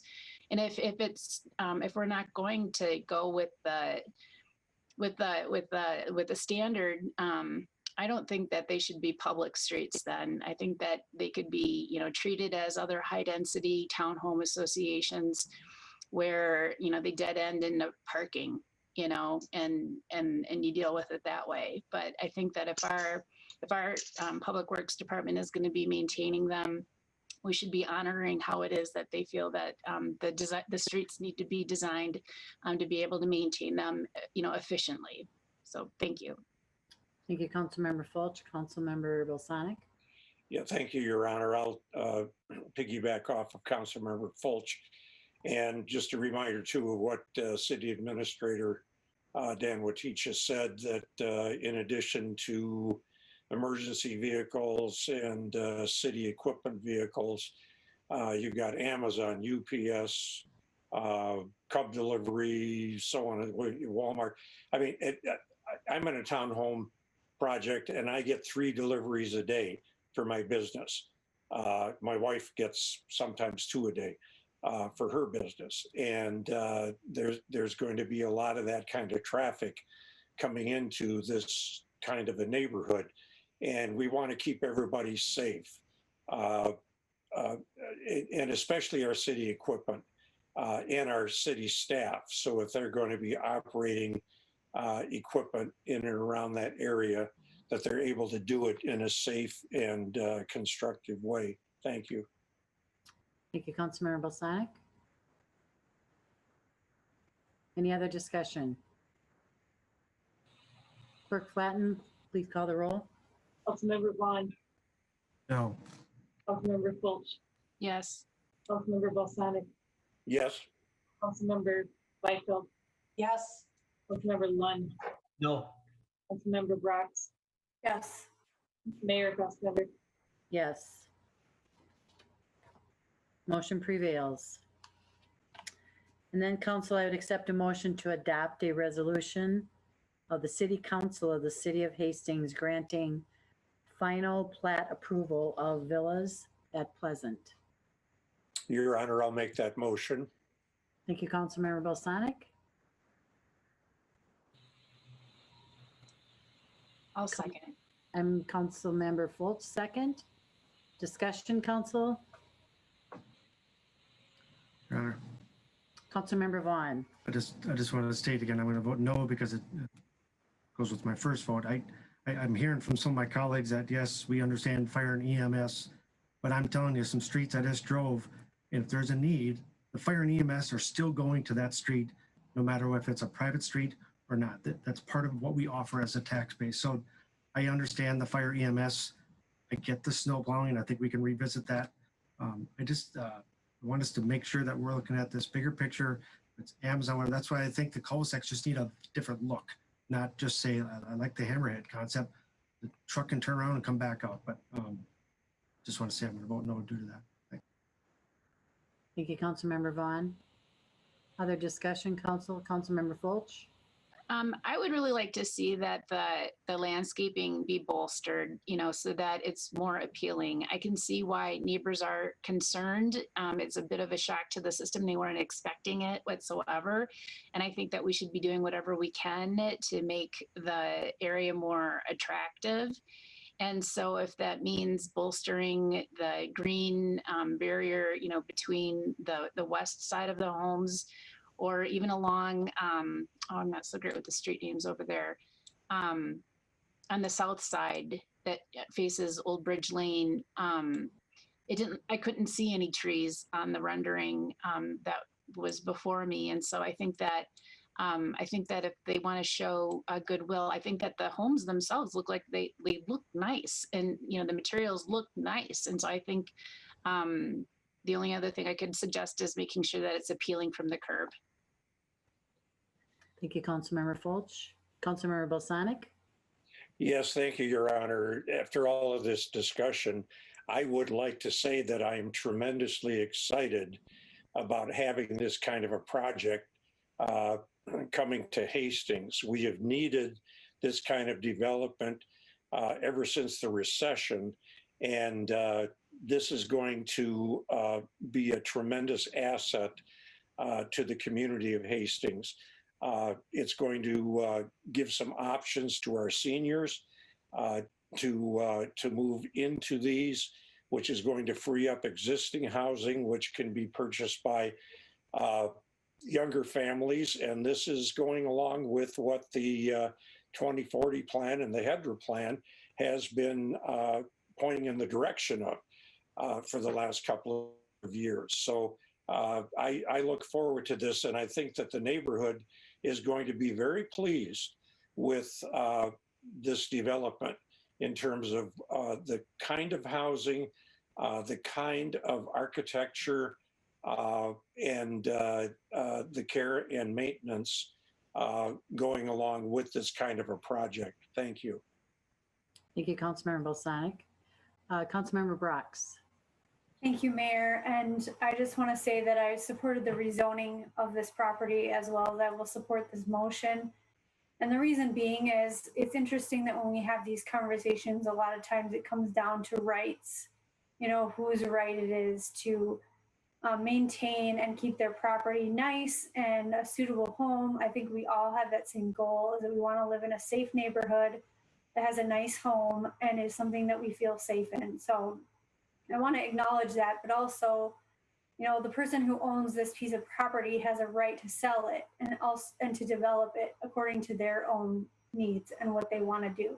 So I feel like our role as the city council is to interpret the information they've given to us, to line it up with the rules, to see if they're checking all the boxes and dotting all their I's and T's. And we want to make sure that everything is legal. But we don't necessarily, sit here, and we can't, every time we have a development, we have people that come to us and say, I don't want to live next to this. And I do understand that, because it's a big change. And especially when it's a density change, you are going to have more people in your neighborhood. You're going to have more traffic in your neighborhood. And we do understand that that is a difficult change, and it is going to change the look and feel of your neighborhood. But I don't live very far away from this development, and I will say that I am looking forward to seeing something going in there. And I also have to remember that my role as a city council member is to make sure that all the rules are being followed. And if they are, if there's a major glaring, factor, then I can say, no, I don't think we should have this development in this neighborhood. But absent a major glaring error, as a city council member, I also know how many times I speak with the chamber and Hastings Family Service, and I hear we need housing, and we need housing, and we need housing. And we all have that in the back of our minds when we're looking at these developments, because we know there's people that want to move to Hastings or stay in Hastings who can't find the housing that they need. So one of the things is this increases our diversity of housing. And I know that it's going to be painful for the neighbors, and we do understand that. But our role as city council members is to make sure this development is legal, that it matches the rules, and then to make modifications as we see fit. And so I'm sorry if this feels like to the neighborhood that we're not empathizing with you, because I think we are. But we're just looking at all the boxes and making sure that all these boxes are checked. And then we're proceeding with the understanding that we will have more housing available in Hastings because of this. And that is one of our major goals that we've set forth, is that we need more housing in Hastings. And so this is what we're going to do. So I just wanted to clarify that a little bit, because I think there's a lot of confusion around the notice process and the neighborhood meetings. And why do we have this feedback process? It's not so we can hear your opinion and then ignore it. It's more like we're putting you on notice that something's changing in your neighborhood, and you do have an opportunity to say something about it. But if absent anything being illegal, we really do then go forward and allow the property owner who owns this property to use the property as they see fit. So I just wanted to say that as my 2 cents. Thank you, Councilmember Brox. And Mr. Simek, you've been hearing all the comments. All right, just a sec, Trevor. But I just, I think you'll take everything into consideration. And that's a part of, what Councilmember Brox is just saying. I mean, the developer, we all have to work together to make the right thing for the community. So thank you. Councilmember Lund. Thank you, Your Honor. Well said, Councilmember Brox.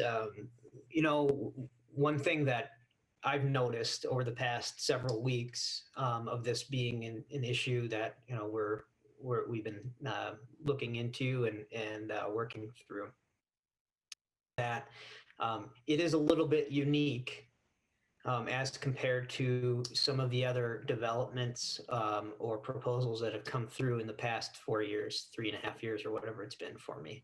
I don't know of another one where it's been so evenly. I mean, there's been so much positive feedback, I guess. Typically, you don't. We haven't been hearing the positive feedback. It's a lot of "I don't want that near me" mentality. Whereas with this one, there seems to be an appreciation, even with people that live in the vicinity. So I do understand that there are some that are more impacted than others, namely the people that abut the property. And I ask Stuart, I know the mayor just said it, but I ask you to do everything you can as you're developing this to keep those folks in mind. Be respectful from them. I know you will, but let's make this a positive community development because it is needed. And that's all I have to say, I guess. Thank you. Thank you, Councilmember Lund. Mr. Simek, did you? Yes, go ahead. Yes, Your Honor, and City Council, we absolutely positively look forward to working with the neighbors, and we know change is never easy. It would be no different if this was in my backyard or any of your backyards and the view is changing. I do think when it's all done, it is an asset to the community just for, again, freeing up your single family homes. So you've got another option, and it will ultimately be a win. Change is hard, but we're going to put our best foot forward and do everything we can to, work with the neighbors, whether they were for this or against it. We're going to work with them and be good neighbors. So thank you for the support and the confidence. It's exciting to hear coming into a community with a reception like this. So thank you. Thank you, Mr. Simek. Councilmember Vaughn, did you want to say something? Okay. Clerk Flatten, please call the roll. Councilmember Vaughn, No. Councilmember Fulch, Yes. Councilmember Balsanic, Yes. Councilmember Liefeld, Yes. Councilmember Lund, Yes. Councilmember Brox, Yes. Mayor Fassbender. Yes. Motion prevails. Good discussion, Council. Okay, we also have a public hearing tonight on an ordinance amendment, a rezoning property to R2 medium density residence, Sieben Ridge, General Sieben Drive. John, you're thank with us you. again. Sure. Thank you, Mayor, City Council members. I will make a clarification on the actions that we're taking before us tonight. We do have a development, Sieben Ridge, before us with 3 actions on the agenda. One would be a public hearing and consideration of rezoning, and then action on the preliminary plat and the final plat for the subdivision itself.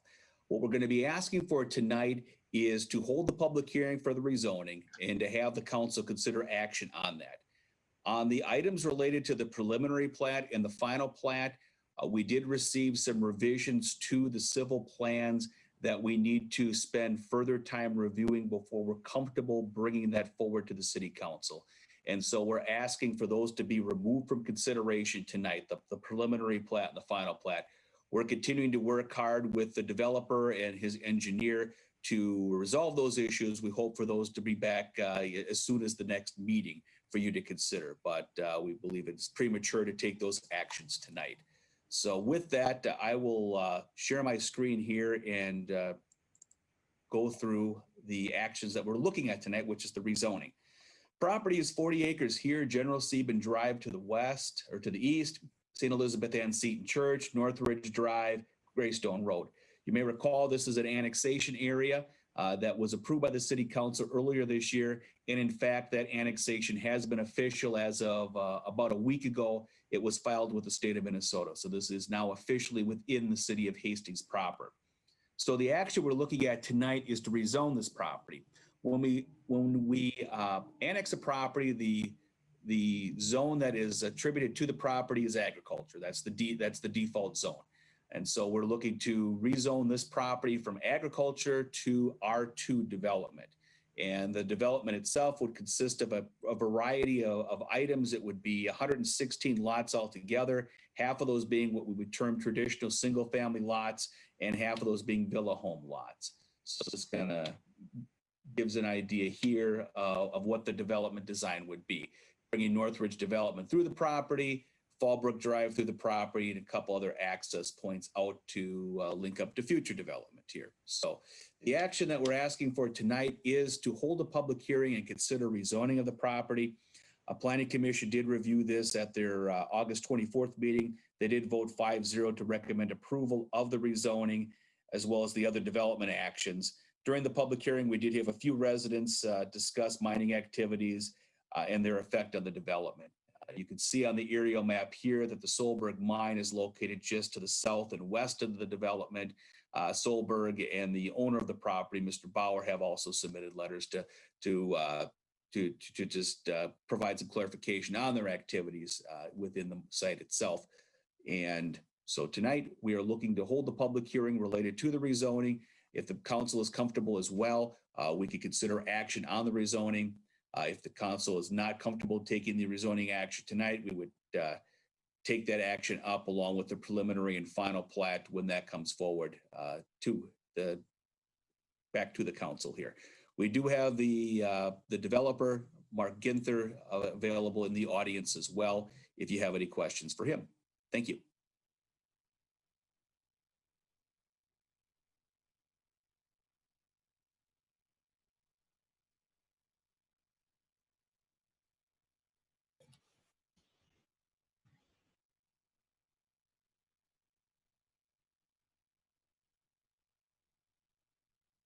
Okay, sorry about that. Okay, well, at this time, we will open the public hearing. And I am looking for hands raised in the public attendees.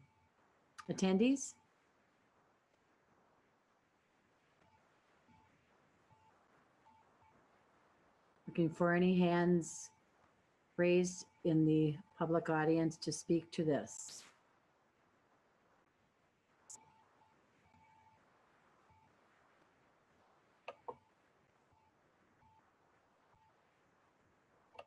One more time, public hearing. Likewise, Mayor here, if you could just acknowledge that any written submissions are part of the record that will be considered before the city council before any action is taken. Sure. Any emails on this topic were received by the council and received and read. Okay, at this point, I will close the public hearing. Any discussion, council?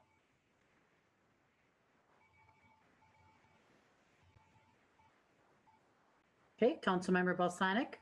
Thank you, Your Honor. Question for John. The property between the property in question and the Catholic Church, is that in the city or is that going to remain in the township? A council member, that would remain within the township itself. I'll put my screen back up here. So this property here is owned by St. Elizabeth Ann Seton, but is still within Integer Township. Oh, the church owns it then? So. Okay. Because it's kind of an oddball piece if another developer comes. I'm not sure if he can even plant anything, for farming in that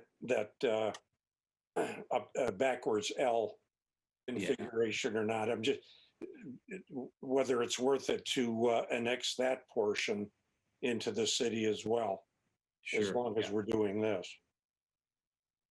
Remember, I did confirm that this property in question, these two parcels are owned by St. Elizabeth Ann Seton. I know in talking with them in the past, they have longer term plans for potentially school or other facility expansion on this property, but that would require an annexation. Great, very good. That answers my question. So there's plans for the future for that. Great. Thank you, Your Honor. Councilmember Balsonic? Councilmember Vaughn? I was just going to make a motion, Your Honor, to rezone to R2 for Sieben Ridge. Second. Seconded by Councilmember Brox. Any other discussion, council? Councilmember Fulch? Thank you, Your Honor. I had a question for John in regards to building standards. When we, I personally am worried about the actual use of the quarry that's very close in proximity to this, and the explosions that take place there, and the effects that could have on the homes themselves. If the residents who live in the cul-de-sacs that are on the other side of General Sieben are concerned about their foundations cracking and things falling off the walls and all of that, I can't imagine what that would be like moving closer to it.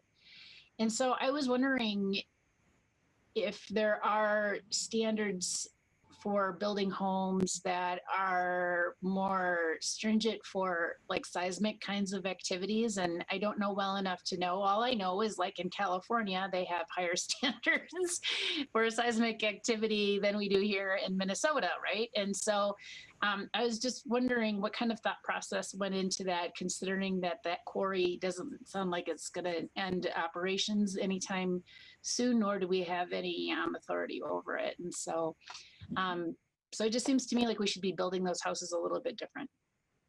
Sure. A council member, as far as the specific standards that the houses could be constructed to here for vibration activities due to the blasting of the mine, I'm uncertain of that. I know that the location of the mine, we want to make sure that any person who is purchasing and developing property there comes into the situation with eyes wide open, that this is an active mine. It will be active for some time period to come. That includes periodic blasting activities, as has been pointed out by Solberg here. So we have put the developer on notice with one of the conditions that we will be having in the future preliminary plat resolution, that the future residents be notified of these activities and the effects that it can have on that. That being said, there's every development has its attributes and its constrictions as far as desirability for development. Some areas will have more and have less on that one. So we want to make sure that the people that are moving into this development move into it with eyes open. No, I understand that. Thank you, John. And I did see that in the packet. However, what I'm talking about more specifically are the standards for construction for the buildings. I mean, I don't know well enough to know what other kinds of examples there would be out there where there is something similar to this effect. But it just seems to me like, as a for instance, you know, when you look at the homes that are around the airport, how, what was that, maybe 10 years ago, where there was this huge push to, you know, have the airport responsible for the replacement of windows that were placed within the, you know, that were within those homes. And so a sizable settlement was happened there, and then all those, you know, people got, you know, new windows for their homes, you know, to be able to make it quieter. And so so I just don't want to see that we get into the situation where these homes are built and then there are the homes have problems, right? Because of the shaking, the blasting, the seismic activity, and then, you know, people have lemons, right? And how does that affect, you know, the value of the homes and things of that nature? And so I would feel more comfortable with all of this if I knew that there was actually, you know, we're building to a different standard and we're going to make these kinds of accommodations for the shock of the blasts, or we're going to be just doing anything, you know, rather than just building a house as you would any place else in town. I mean, I've talked to some of the neighbors that do live in those cul-de-sacs on the other side of General Sieben, and they're not kidding that it really is quite shocking, literally, when the explosions go off. And so I just feel like we should be doing more than just saying, yeah, they're on their own. It just seems to me that we should be more thoughtful about it. Thanks. Sure. Thank you, Councilmember Fulch. Councilmember Liefeld. Thank you, Your Honor. You know, I've done just a little bit of research on this because I know there's a quarry, I believe it's still active over in Apple Valley, right off of 46 there, where all of that new housing is going in as well. And so I was just kind of checking in, and, you know, gotta love the Google. And everything I'm seeing, it really makes it sound though as the biggest concern living near a quarry is the pollution. Is any air pollution with the trucks that carry it, and I don't know that when I was living on General Sieben there, I don't know that I'd ever seen them come up General Sieben, but I'm not finding a lot of information on the damage to foundations or to homes as a result of living in proximity. Again, not my specialty, but I'm finding more comments and concerns about the exposure to high levels of, you know, health risks regarding diesel trucks. So I'm not sure if that helps anyone feel a little bit better. But to Mr. Hinsman's point, I think this is one of those things that as long as you're being told, you know, hey, by the way, you know, this is right down the street and there's a church next door. I mean, I think they need to know what's in their neighborhood. So I'm in support of this and excited to see Hastings continue to expand in the right direction. So thank you, Your Honor. Thank you, Councilmember Liefeld. Councilmember Lund. Thank you, Your Honor. I just wanted to clarify, we're not really voting on any of those types of decisions right now. We're talking about zoning, right? So those are comments that we could explore further when the design comes forward, correct? That is correct, Council Member. The issues of the Plat development are not on the agenda for consideration tonight, just the rezoning. Okay. Councilmember Balsonic. Councilmember Lund took the words right out of my mouth. And again, we're going to start a GoFundMe page to send him to law school. So. All right, discussion. Yeah. Any other discussion, Council? Clerk Flatten, please call the roll. Councilmember Vaughn. Yes. Councilmember Fulch. Yes. Councilmember Balsonic. Yes. Councilmember Liefeld. Yes. Councilmember Lund. Yes. Councilmember Brox. Yes. Mayor Fassbender. Yes. And that motion prevails. Also tonight, we have a public hearing on a vacation of easement, Lot 10, Block 3, Riverwood 8th Edition, West 36th. For this item, we also will have John Hinsman, followed by a public hearing. Any potential action by the council will be at a further meeting. John? Okay, thank you, Mayor, City Council members. I will share my screen here to take a look at what we're considering tonight, and that's the public hearing for this area here. This is West 36th Street, Village Trail, the Riverwood development. What this development looked like originally, as planned, was this, which was going to be townhomes. And the townhomes would be developed in what are these termed lot boxes, in which these are the individual units, and then the yellow area would be common open space around it.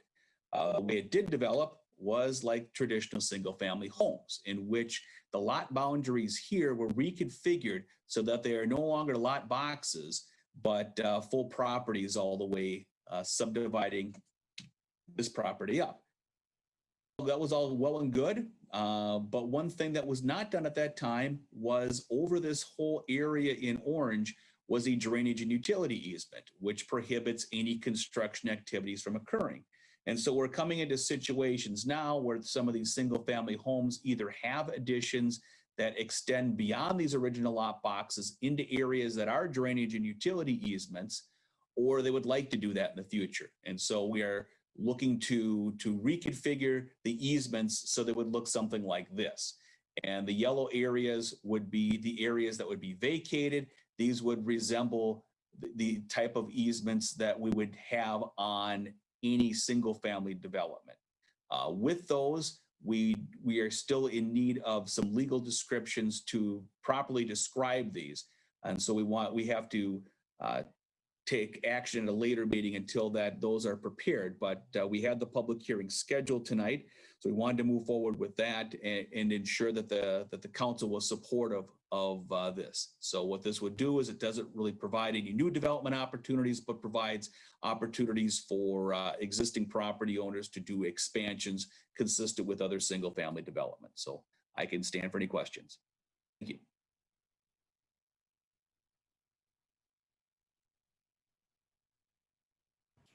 Sorry, thank you, John. At this point, we will open the public hearing. And I see there's a couple attendees. If you wish to speak to this, please raise your hand.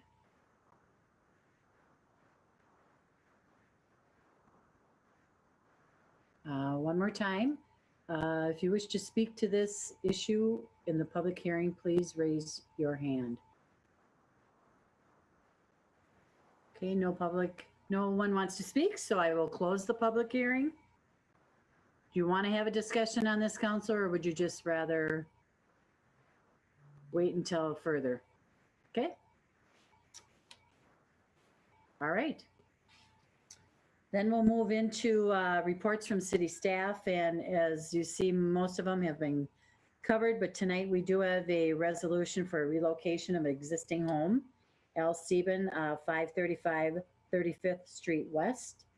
For this item, we still will have John Hinsman give us a little update. Welcome again, John. Thank you, Mayor and City Council members. I'll put my screen back up. Show what we're looking at here today. We are looking at a house relocation, house move. So you're serving as the Board of Design Review tonight. The charge on this is to really establish whether the home in question is compatible with the neighborhood in the area in which it's moving into. So we'll start first with where the house is at right now. The house right now is located off Galena Street, 245 Galena Street. It's a manufactured home, a Wausau built home that looks something like this. So this is the existing home here on Galena Street, and this is what they're looking to potentially move to this location here, which is 35th and Leicester. So this is a property owned by Al Sieben. When you take a look at the surrounding area, Mr. Sieben owns apartment buildings, which are located to the west, which were built in the late 1960s. You've got commercial development immediately to the east of it, and then the Century South development immediately to the south of it, which is primarily townhomes, single family development to the north of it. So kind of a hodgepodge of development that surrounds it. So we did have the Planning Commission take a look at this at their last meeting. I will note that when the Planning Commission looked at this, the details they were looking at under the presumption that it was going to be single family. And Mr. Sieben did clarify that this is something, the house itself would actually be a duplex. What he would be doing would be building a permanent foundation, raising the home up a bit, and having a first floor residence, and then the manufactured home on top of the foundation there. Now, the type of situation from a zoning standpoint in the R3 district is something that's allowed. But it is something that is different than what the Planning Commission reviewed. This is something that there was another proposal, similar a lot by Mr. Sieben in, I think, 2014, similarly for a duplex on there. This was a traditional stick-built home that would have been placed there. And so we did have the Planning Commission look at this. The Planning Commission made a recommendation to approve that failed. So a little bit confusing there. In consultation, we deem this to be similar to a recommendation for denial. So you had on a vote of 2-4 to recommend approval of the structure move. It failed, and there was no further action by the Planning Commission at that time. So you had a majority of the Planning Commission members that were opposed to the situation here. We did have some other information that was submitted to us, comments from neighbors, and some of it in opposition to the development as well. So the resolution that we have before you tonight is consistent with the majority opinion of the Planning Commission, which is a resolution to deny the house move by Mr. Sieben. The reasons for the denial are based upon the adjacent structures in the zoning district do not include any other stacked duplexes. The finished square footage of the proposed structure, even as a duplex, is smaller than the average 6 structures in the same zoning district. So that would be a little bit different. When we look at how we make determinations on fit, we're looking at the style of the house. We're looking at the valuation of the house. We don't want to have something that would potentially be detrimental to the neighborhood from a valuation standpoint. So those are really the key issues that we're looking at here. Again, this is what the existing manufactured home would look like. A better view of the lot itself. This would be where it would be placed. This lot owned by Mr. Sieben. And then this is a survey of the property showing where the home would be itself. So it's not a public hearing. It's an action item before you tonight. I believe Mr. Sieben is on tonight. So if you have any questions for him, I can bring him into the meeting as well, where I can stand for any questions. Thank you. Okay, thank you, John. Council, any discussion?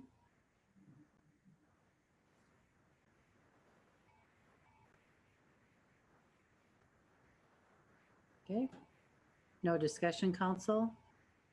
I don't see Mr. Sieben with a raised hand. Your Honor, I got a quick. Councilmember Vaughn. Thank you, Your Honor. I drove around this property quite a bit this weekend. Is there any requirements, John, on, I mean, there's going to be 0 grass left. I mean, it doesn't really, in my opinion, this structure does not fit in this spot. It's kind of shoehorned in, and I can tell you, I've got a lot of feedback from neighbors. They do not want it in there. And I agree with them. It doesn't look like a fit for this area, especially with the industrial to the east of it. So I'm curious, do we have requirements? I know we have a lot, how far it has to be back from the street, but is there requirements on what green space that has to be there? Yeah, council member, we have minimum planting requirements, yard establishment requirements for any home that would be put there. So yes, there would need to be some transformation of the property. And Your Honor, one follow-up then, would there be a requirement on the driveway? Can the driveway stay gravel then, or does it have to turn into a pavement? I believe this would be a new structure there, so it would need to meet our paved requirements. So it would need to be paved. Thank you, Councilmember Vaughn. Councilmember Balsonic. Thank you, Your Honor. John, isn't there a requirement for a garage? It seems to me I read somewhere in the notes that Mr. Sieben was not planning for a garage. Yeah, a council member, there is no requirement for a garage. There's a requirement that for each unit you provide 2 off-street spaces. So Mr. Sieben would need to provide 4 off-street spaces for this development, but it would not necessarily need a garage. 4 spaces, not Right. 2 for each unit, because there would be 2 units altogether here. 2. Right. Okay. Thank you. Thank you, Councilmember Bosanic. Seeing, Your Honor, I'll move to deny the request. thank you, Councilmember Bosanic, and Councilmember Vaughn will second it. Discussion, council?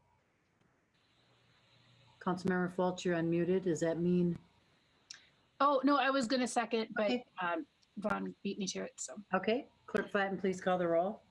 Councilmember Vaughn, Yes. Councilmember Fulch, yes. Councilmember Balsanic, Yes. Councilmember Liefeld, Yes. Member Lund, Yes. Councilmember Bratz, Yes. Mayor Fassbender. Yes. Motion prevails. Thank you. Thank you, John. Tonight under administration, we have with us Christy Bars from the Hastings Chamber, President of the Hastings Chamber. Welcome, Christy.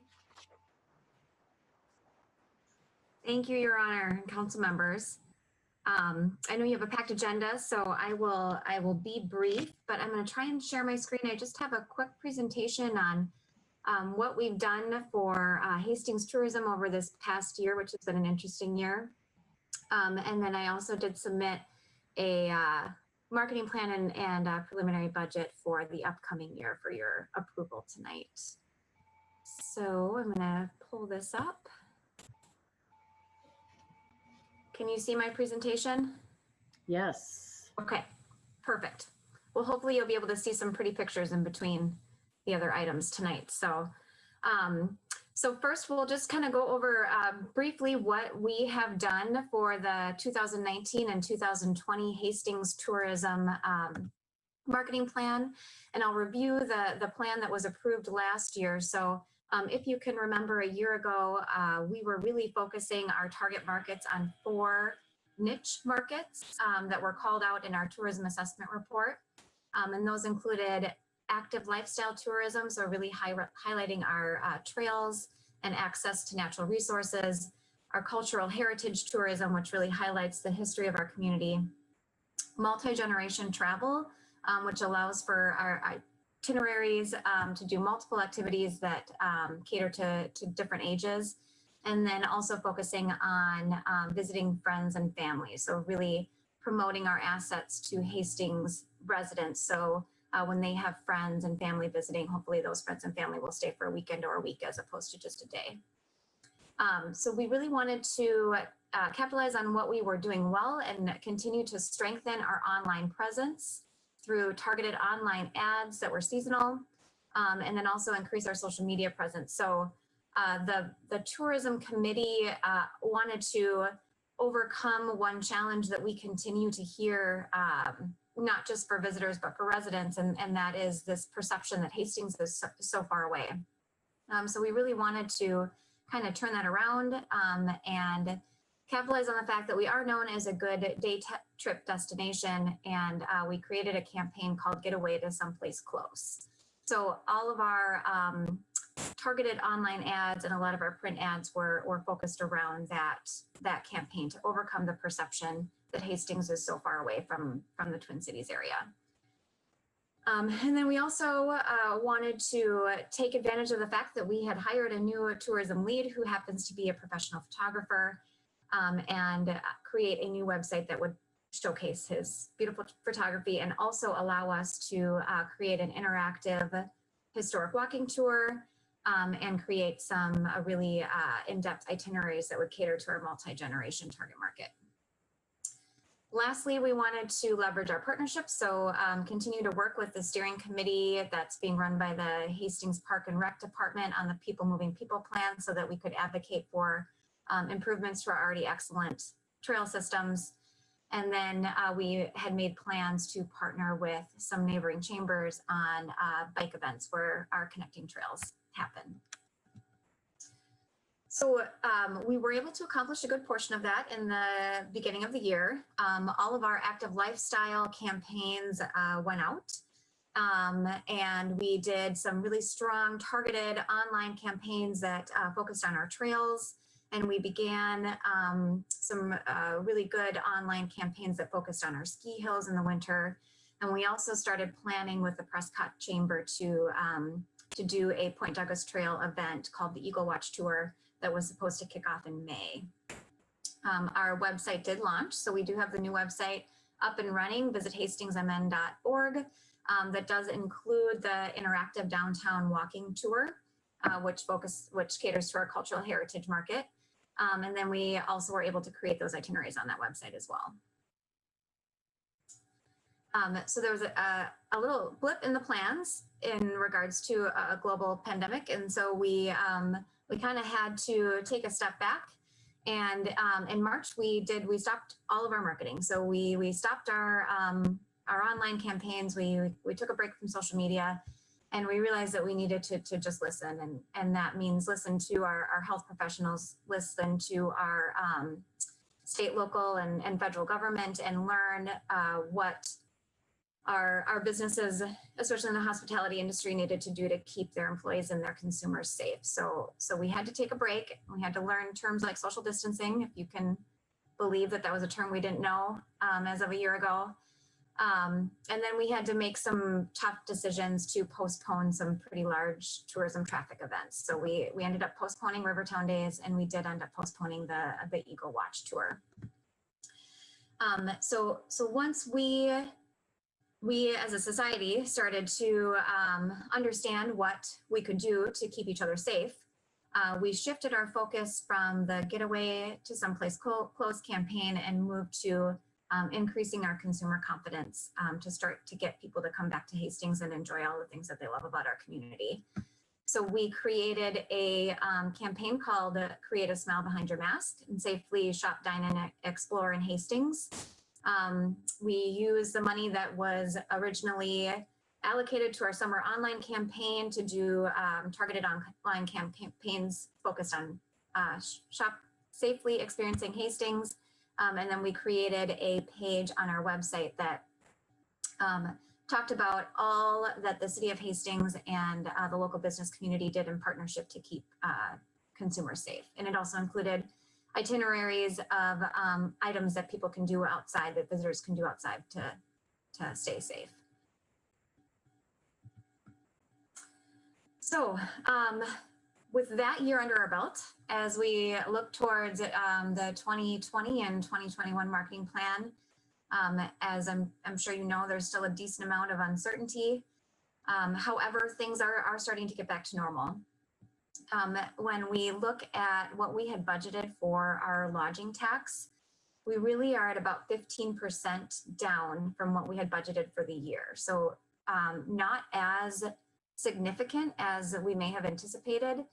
And in talking to our lodging community, a lot of that has to do right now with weekday stays. So because road construction is up, our hotels are able to maintain a pretty strong occupancy throughout the week.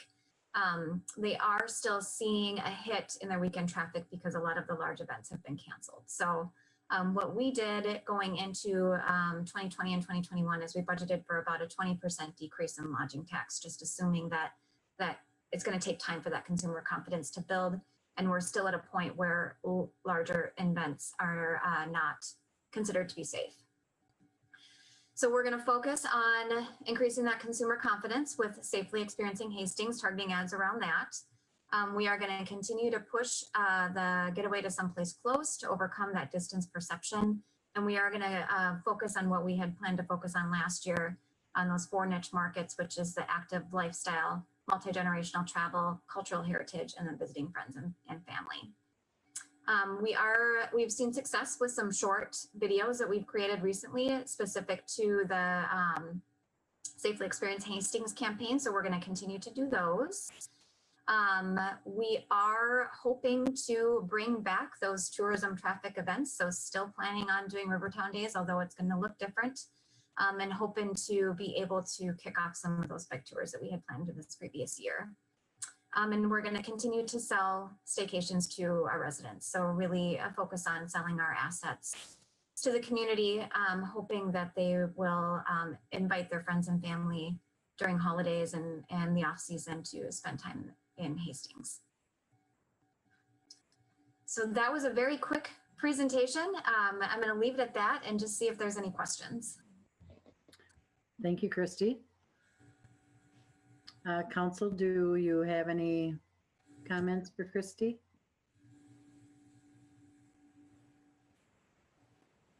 Well, I'll just say thank you, Christy. I know it's been a tough year on everybody, but thank you to you and Wendy and Dave for your diligence and continuing to bring tourism to Hastings. I think the business community appreciates what you've been doing on the business calls, and look forward to it getting better and better each year. Councilmember Balsonic? Thank you, Your Honor. Christy, it's just wonderful the way you adapted everything at the chamber to ensure that anything that happened in town was done safely. That's very much appreciated on my part. I know on the part of many of the citizens of Hastings. There is one suggestion I have, and I'm going to be working with our economic development director on this, and I would love to see a paddle wheeler in town that would do river tours up through the Pine Bend area. It's absolutely beautiful. I know a lot of people, I ask people, have you been up through Pine Bend on the river? No. And eagle nests, all kinds of wildlife, everything.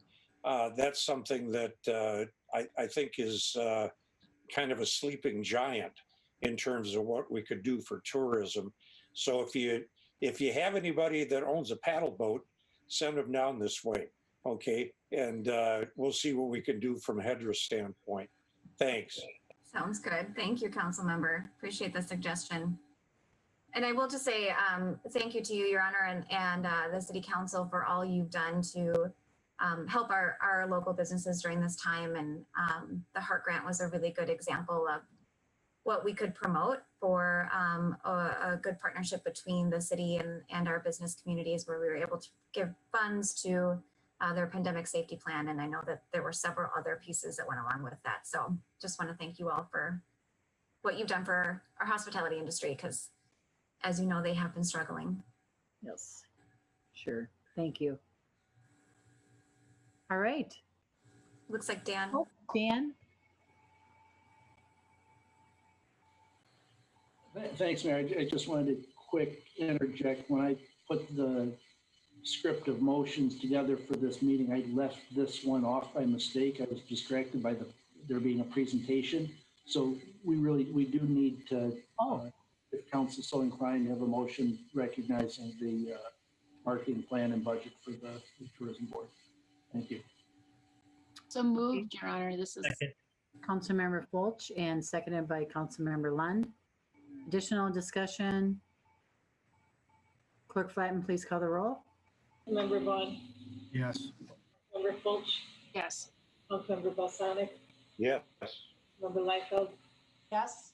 Member Lund. Yes. Member Brox. Yes. Mayor Fassbender. Yes. And that motion prevails. Thank you, Christy. Thank you, Christy. Thank you, Your Honor, council. Okay, for this item, we will have an introduction by City Administrator Dan Waticha talking about CARES Act. Thank you. Little bit of complexity here, but I think it's something we can handle fairly well. There are two packages of recommendations. The first set is at our meeting 2 weeks ago. There had been a motion regarding reimbursing HEDRA, but that was tabled, wanting to confirm the dollar figures. So the first package of items is to remove that from the table and then to vote down that original motion because the number was correct. The second package are a few small purchase requests in response to the health emergency, and then also some more specific requests related to economic development, business support that the council previously had enacted, but recognizing it specifically now with HEDRA or with the CARES Act in place. And it also corrects that dollar figure that was talked about for HEDRA. So there's two separate sets there. Quickly going through the second set, the expenditures. One is recognizing that over the last 6 months, I believe this is through August. We've spent roughly $52,000 on a variety of telecommunications, disinfectant, legal, plexiglass, PPE in response to the health emergency, but wanting to recognize that those prior expenditures. Anticipate there will still be some over the next month and a half, 2 months, but those are the pieces through August and are what we have reported to the state with our first monthly report on the CARES funding. The second item is $1,000 for some portable meeting room tables. As we've been trying to utilize larger meeting spaces, the council chambers, the community room, it would just be helpful to have some portable tables to move around, be able to use 2 spaces at the same time when we've got elections volunteers or staff meetings going on. So it's an inventory for better able to have social distancing in our meeting rooms. $1,000 for some whiteboards in the fire EMS training room. In the prior disbursement, you had approved upgrading the AV equipment, recognizing the training needs for the EMS. And as we got that squared away, recognize that some whiteboards would still be helpful. An additional item would be $1,000 for online access to the Minnesota building codes. This is licenses for both of our inspectors and the building official. With building construction has not stopped, but they really had to adjust some of their processes with more online meetings,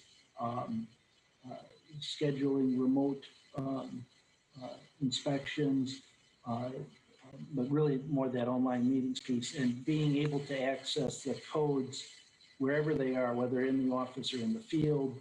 This online aspect is real convenient for cut and paste and highlight so that when they're meeting with somebody remotely, they can show them specifically here what the code requirements are. So that would assist the adaptations that they have had to make for building inspections during this COVID environment.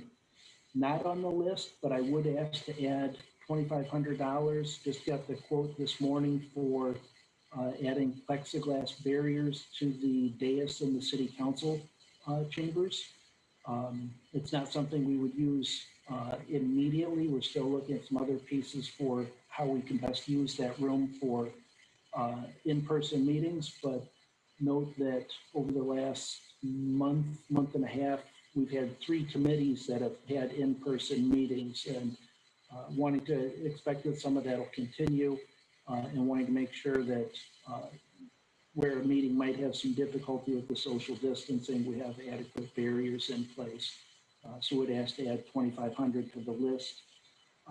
The other 4 items are specific to economic support for businesses. 2 of them are that number discussed at the last meeting with reimbursing HEDRA, the HART grant, as well as the expenses for the parklets as well. And encompassed in that figure is also the detour signs, the extra porta potty, hand wash station, and all of that assistance to having a safe social distance downtown. The other two items, really some good conversation with our financial auditors. The first we expected was reimbursable by the CARES Act, but last spring, the council reimbursed from March through June a variety of liquor, massage, pawn shop, tobacco licenses to businesses that have been shut down or had their occupancy limited. $27,000 reimbursed to the city there. The other piece was actually a bit of a surprise. Last spring, we also waived the first half of the on-sale liquor licenses at about $43,000. And our auditors indicated that that is not necessarily revenue replacement, something that's not eligible under the CARES Act. They indicated that as the record showed with the original intent, clarifying it with our memo in action tonight, the intent was that for that to be as if a grant and providing economic support to our businesses. And as such, it is reimbursable through the CARES Act. So adding that to the list here. Those are the actions. I do want to point out there's two other things. One, HEDRA is meeting Thursday this week to square away some of the subrecipient grant agreements related to businesses and nonprofits that since we're running those funds through HEDRA. So that's moving forward. The other piece I would note, the number's a bit in flux. Recognize we still have some items we're looking at or some projections that may still be coming. But there's about $280,000 that's undetermined at this point. And we've got about 6 weeks to figure that piece out. So I do want to make sure that's highlighted and has some attention. Maybe not tonight, but certainly needs to be brought forward fairly soon. And with that, I think we can stand for any questions. Thank you, Dan. So any questions for Dan, council? If not, I'll look for a motion to bring the CARES Act funds for HEDRA business assistance out of the table motion. Also, Your Honor. Too many at once. Sorry, I heard Councilmember Balsonic and I heard Councilmember Whitefeld. I'll second, Your Honor. Okay. So that can be discussed again. Your Honor, that should take a vote to bring it, take it off the table. Okay, Clerk Patton, please call the roll. Councilmember Vaughn. Yes. Councilmember Fulch. Yes. Councilmember Balsonic. Aye. Councilmember Liefeld. Yes. Councilmember Lund. Yes. Councilmember Brox. Yes. Mayor Fassbender. Yes. That motion prevails. So, Your Honor, I think that was intended to take the motion off that was put on the table last meeting, which staff at least had intended that motion would fail, but the content of it would be picked up in the other action that would be taken. So I think if that's the council's wish, then you could either call a vote on it and have it fail, or actually if the person or the members who made the first and second last time wanted to consent to it being withdrawn, then it could happen. I look back at my notes. I think that was Councilmember Fulch and Balsonic, but perhaps the clerk could verify that. That's correct. It was Fulch and Balsonic. Well, I'll remove my second, Your Honor. Which in essence would make it die. Per the ordinance, both the person who brought the motion and the person who seconded, I think I saw Councilmember Fulch speaking there, but on mute. So if we could. Sorry. Yes, I do. I make a motion to remove. Yeah, I'm sorry, to withdraw my original motion. Thanks. Okay. So I think that takes care of that issue, Your Honor. All right, thank you. So then, council, I would accept a motion approving the first set of recommendations of the staff memo. Also move, Your Honor. Dan, what did you want to say something else? I think that took care of the first set. I think I'm looking for Attorney Flegel, but I think that the next action will be the second set of recommendations. That is correct, Your Honor. Okay, sorry.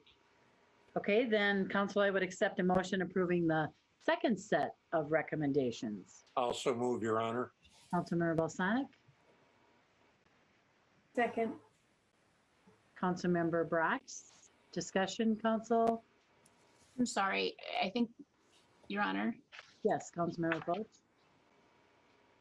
So the original motion was to accept the first set of items, which is items 1 through 8. And we had a second, and so shouldn't we take a vote on those first and have discussion before you move on to a second motion? Your Honor, I can attempt to clarify if that would be appropriate, Your Honor. Sure, thank you, Dan. Councilmember Fultz, the first action that was just taken was to bring the motion that was brought at the last meeting off of the table. It was placed on the table at the last meeting. The content of that was to approve funding or reimbursement of HEDRA. The staff's intention was to, the numbers didn't match up for that motion that was presented last week. So staff's intention was to incorporate those actions into this second step, which is part of 1 through 8. And then the council would take action on that. Certainly we have a first and second on that, but it would be time for deliberation and any changes if the council would so wish. Okay, so now so just for clarification, so we have a first and a second to move forward with items 1 through 8. Correct, the second. Oh, Dan, Batista? Just for clarification, 1 through 8 plus 2,500 for plexiglass, or just 1 through 8? With clarification from the.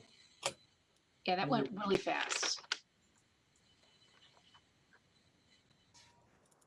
Well, my motion would be to include the 2,500 for the plexiglass in addition to 1 through 8. That's my motion. Okay, thank you, Councilmember Balsonic.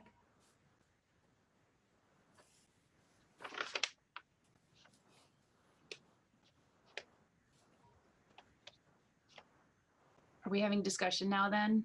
No, I'm looking for a second. Mayor, we have a second from Councilmember Brox. Okay, I was waiting for her to just nod to what Joe reiterated, sorry. Okay, now we can have discussion. Councilmember Fulch. Yes, I was going to suggest for number 8, approve consideration of license waivers as business grants totaling $43,000. I think that's wonderful. Thank you for making that correction so that we can include that into this. I was thinking that since we can make these grants, for further consideration of the council is if we would want to double that amount and then also provide then coverage for what is coming up due. Clerk Flatten would have to help me here, but I think their next payment would be due December 1st, if I'm not mistaken, for the next set of on-sale liquor license fees. And so COVID's not going away. The numbers are ticking up. The governor doesn't seem to have any, he's not making any indications that he's going to remove the 50% occupancy limit on our restaurants. And then furthermore, it's about to get really cold. And so as Tasha Nelson said on all of the major networks just this last week, they are terrified that the weather's going to start becoming poor and they're going to lose the capacity for all the patios. And so I don't think anything's going to be getting better when it comes to our restaurants and them being able to take on much else. And so I would I would lobby for us waiving that, that impending next set of fees that would be due. And again, Clerk Flatten would have to help with, I can't remember what the due date was, but I thought it was coming up pretty soon. Thank you. Thank you, Councilmember Fulch. Councilmember Lund? Thank you, Your Honor. Dan, maybe you can help me out. The balance is $284,000. Is that after the recommended but not approved items that are on the list of the last page? Is that assuming that those will become? It's after the ones that have dollar amounts. So if there is the thought that there might be a contribution towards the Dakota Communications Center, we don't have a dollar amount on that, don't have an estimate. So that's not included in there, but the payroll figures that we have estimates are included. So only where we have numbers. Okay, thank you. Okay, Dan? The other piece in looking for Attorney Flegel's input possibly, but in response to Councilmember Fulch, completely appreciative of the difficulties of the restaurants. The CARES Act would not be able to fund that second half because it's beyond the November 15th window. So that would clarification. So that would be simply from city general fund in order to pay that. And my question for Attorney Flegel is, that's not on the agenda, simply the CARES Act. Can council take action on that, or if inclined, are there particular magic words to make that happen tonight, or is it something to pick up in a couple of weeks? I would just like to clarify though. I mean, we can give a grant whenever we so choose. And as long as the expenditure is made before November 15th, that then is an allowable expense. And so it doesn't matter that the actual due date for the fees would have been in December. And so I would say that that's incorrect. And if you'd like for me to table this issue and so that you can verify it, I will, but I don't want to make, I don't think that's a correct interpretation as to how it is that the funding sources are working and the expenditures. It's just that you've spent the amount, not exactly as to when it is that it would have been for a future. And in this case, it's a grant. And so it would be a grant to cover that amount. So if you'd like for me to table that for now, I'm more than happy to do so, but I don't want it to be just thrown to the side with that asterisk that it wasn't an allowable expense. So go ahead. Go ahead, Dan. Thank you. Thank you, Mayor. Not trying to throw anything to the side, council member. Really simply trying to look from a procedural standpoint. Yes, you are completely correct that providing a grant of $2,200 to each of these businesses is doable. If it's being tied to a future license fee, I think that would fall outside the CARES Act. But strictly saying a grant of $2,200, I think, yes, you certainly could do that, or the council certainly could do that.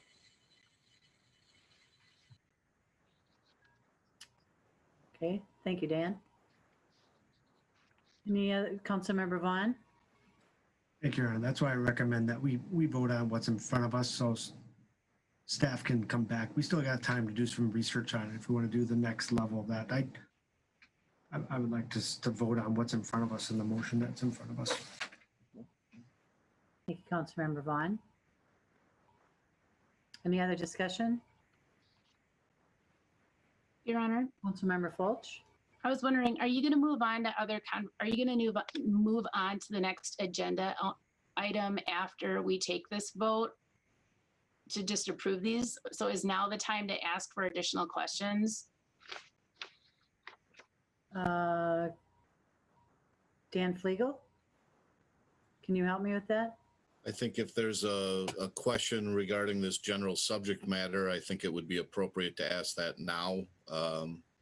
I don't know what the question is, so it's hard for me to say, but I think if it's related to this subject matter, then I would say yes. If it's something completely unrelated, that's perhaps not on the agenda, so I would normally see you moving forward to the next agenda item you're on. Okay. All right. So, Councilmember Fulch. thank you, Your Honor. So I had questions for Dan in regards to some of the items that he's asked for in the past, but aren't on this memo. And I don't know where he is, whether or not he's going to continue to ask for council consideration of these particular items. And so I just wanted to tick through a couple. And so, Dan, could we do a little back and forth? So poor Mary doesn't have to continually just acknowledge me, but the first one I had was $12,000 for unemployment insurance. And then the second one is you had $114,000 for the police mobile command unit. And there was $44,000 for the emergency operations center within the police department. You had, those were all kind of big ticket items that I don't see within your memo here. And so I was wondering if you were not going to ask for those into the future. The unemployment insurance would be CARES Act eligible, but at this time, the state has said to hold off on paying those bills. It appears that they're overwhelmed with processing and verifying eligibility and et cetera with unemployment pieces. So we don't have, although we got an initial bill, they subsequently said don't pay it. So we don't have a bill to pay. And at this point, it appears likely that we will go past the November 15th date before the state gets that cleared up. It's possible it could come back in the 11th hour, but it really appears unlikely. The upgrades to the mobile command confirmed with our auditors. I think she said definitely eligible, but in talking with the vendor, at this point it is back ordered, or that work is, not going to say back ordered, but getting in line not until April of next year. So if we had an interest in doing that, we were too late and we missed that opportunity. The auditor questioned the $44,000 of equipment for the Emergency Operations Center, essentially recognizing we were able to, in March, partially activate our emergency operations, able to act virtually, and questioned the eligibility of those expenses as a legitimate response to the health emergency, since we were able to work virtually. So that one, the auditor said, don't go forward with that. Okay, thank you. So you really don't have considerable expenses then after what you've had within this memorandum. Everything at present is on there. There's a couple of softies that we don't have a figure that we would like to look at. Some cybersecurity pieces, since we have certainly had, but continue to have employees working remotely. And it was one thing to have to rush and send everybody home, but are there some pieces that we should shore up there? Don't have a cost, it's stuff that we're investigating. So there's a couple of, for mentioning the Dakota Communications Center, have a meeting this Friday with my peers across the county and hopefully get that more firmed up there. So there's a couple of numbers that we would like to bring forward but don't have. But essentially everything that we've talked about or anticipate having is on this list. I recognize there might be other ideas of where things could be spent, but I did not want to start speculating on increasing funding for the anchor nonprofits is an example I heard. Or earlier there had been some discussion about assistance to the school district. I saw some correspondence, but not to the city, correspondence with the county about assistance to the hospital. So there might be some other places, but at this time don't really have a specific proposal with any of those others. Okay, and that was my, and then just my one little last thing was in regards to your first bullet on the first page of your memo where you're asking for $52,000 of miscellaneous expenses. Are these, is this an additional $52,000 to the $42,000 that you've already expended? Or have you just increased it by $10,000? An updated figure. That's that same. From the 42 to 52 then? Just an updated figure. Okay, thank you for that. So you truly do have almost $300,000 that's unappropriated at this point. And so how is it that you would propose that we have conversations about how to program that within the next 2 weeks so that we could have more conversation about this at the next council meeting? We could send it again to like the administrative committee for discussion, or just wondering what your thought process was about it, because I'd hate to see for us to come in 2 weeks and meet again and then you say, oh, okay, well, we only have $10,000 of funds that are needed for the DCC as a for instance, you know, and we're still sitting on $250,000. And so you know, in the past, like you said, the school district had asked for $300,000 and they had made a strategic decision to go to the county, and they're waiting for the county. I had seen my oldest child is still in high school, and so I had received a communications from the school as a parent that from this superintendent saying that they're, with all of the COVID expenditures, they're currently $1.6 million in deficit. So they truly do need funding at the school district level. And so, so just thoughts for how it is that you would like to see for us to proceed and be supportive of these planning efforts. I'm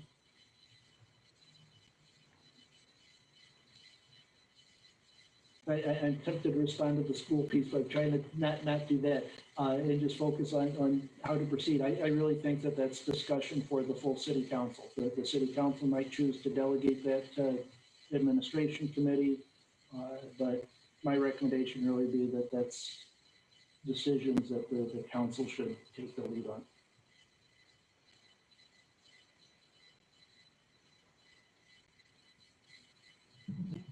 Go ahead. Councilmember Brox.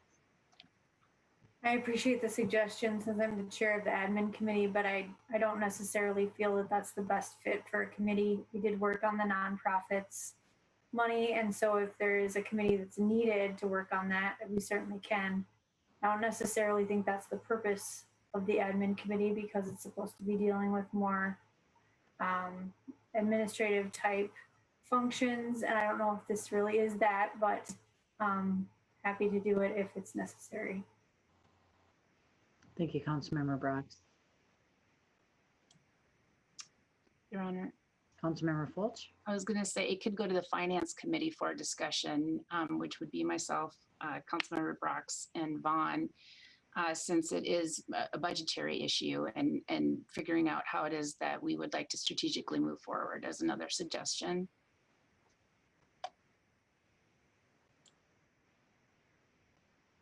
Okay, thank you, Councilmember Fulch.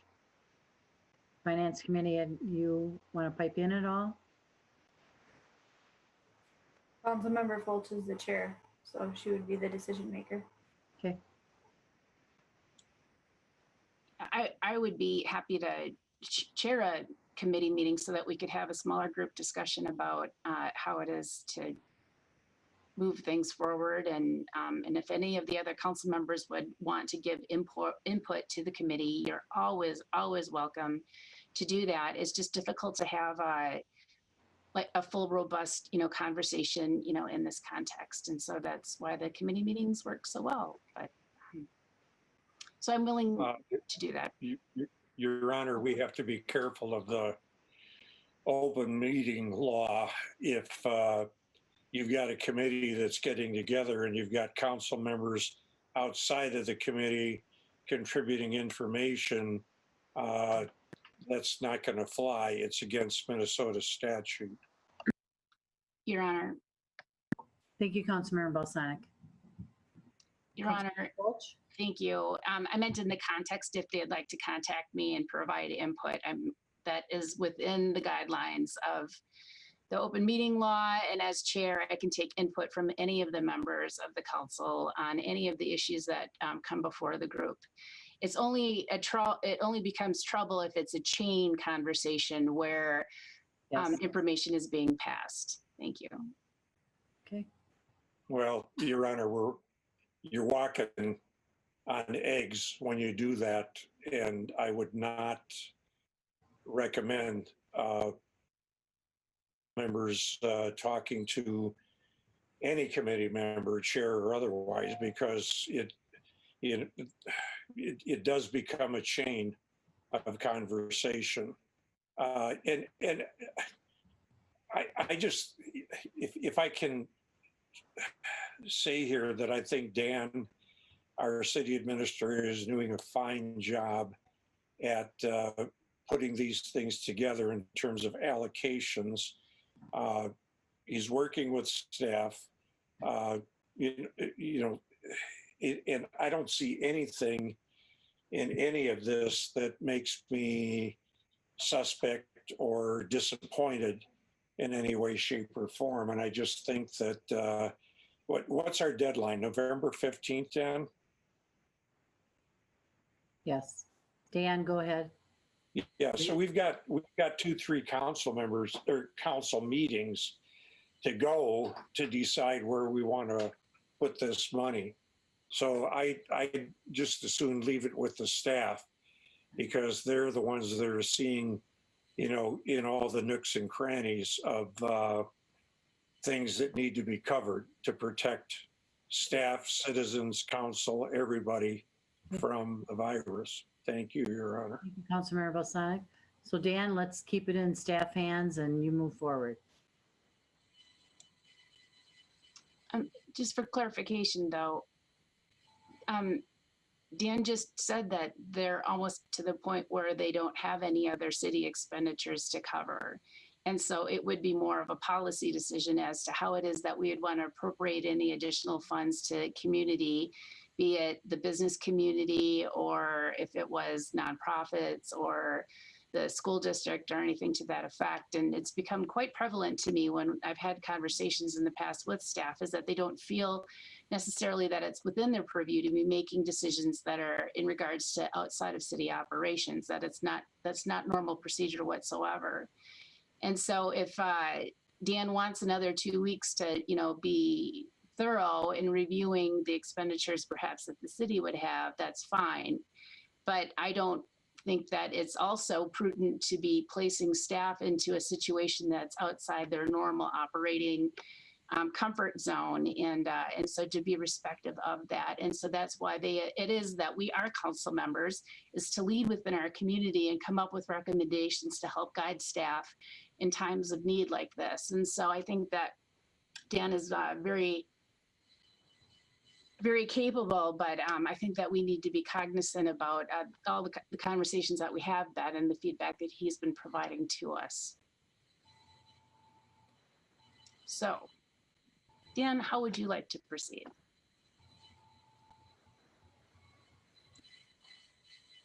Go ahead, Dan. I think 2 weeks is fine. Part of that's having some behind the scenes knowledge. I mentioned that we've got our county managers meeting this Friday. I know expect one of the items to be discussion about the DCC. I don't think it's going to be a big ticket figure. It might be in that $10,000 range that you proposed, Councilmember Fulch. I expect that some of the other discussion is going to be in the area of school districts and hospitals. I know that prior conversations with my peers, I'm generalizing here and across multiple communities and painting with a broad brush, but their feel or their cities feel was, although they've had requests from hospitals and school districts, that they were going to wait until October and sort of see where they were at with the end of the money, make sure that any business assistance or operational needs were taken care of before looking at schools and hospitals. And why I mention that is expect that we'll see what other cities or neighboring cities are thinking when meeting with Washington County managers Wednesday, Dakota County managers Friday, and that might help inform the council in 2 weeks just in terms of what others are looking at in those areas. Doesn't mean we have to follow them in the same fashion, but I would have additional information I can provide in 2 weeks that I can't provide tonight. Okay, thank you, Dan. You okay with that, Councilmember Fulch? All right. Thank you. We do have a motion on the table, or Councilmember Brox? Can you remind me what the motion is on the table? I forgot. Mr. Flegel? I believe it was to recommend approval of the items 1 through 8 on the front page of Dan Watika's memo, plus the $2,500 allocation for the, I'm forgetting, the plexiglass and I think other items. Thank you. Appreciate it. Thank you. All right. If no other discussion, Clerk Flatten, please call the roll. Councilmember Vaughn, Yes. Councilmember Fulch, Yep. Councilmember Balsanic, Aye. Councilmember Lightfoot, Yes. Councilmember Lund, Yes. Councilmember Brox, Yes. Mayor Fassbender. Yes. And that motion prevails. We also have tonight a resolution to approve preliminary 2021 city property tax levy, preliminary budget, and setting truth and taxation hearing. For this item, we will also hear from Dan Watica. I do have let me see if I can, too many things to click. Should be getting a share screen. I do have a presentation to give an overview of the 2021 budget and preliminary levy. I'll try to move through it quickly since I know we've been here a while and still have other items to get through. I do want to note Chris Eitmiller is online. Our new finance manager started a week ago tomorrow. So appreciative having Chris with us. He comes from the city of St. Paul. Also want to note that following the presentation, we have 2 resolutions on the agenda. And I appreciate the council's patience with transitioning staff and working around a few vacations where we thought we were, and hoping it was a quick phone call to clear it up this morning. Turned out to be a bit more tracking down, making sure we had all the right numbers tied out in the resolutions. So those were sent later this afternoon. 2 resolutions on the agenda, and I appreciate the council's patience.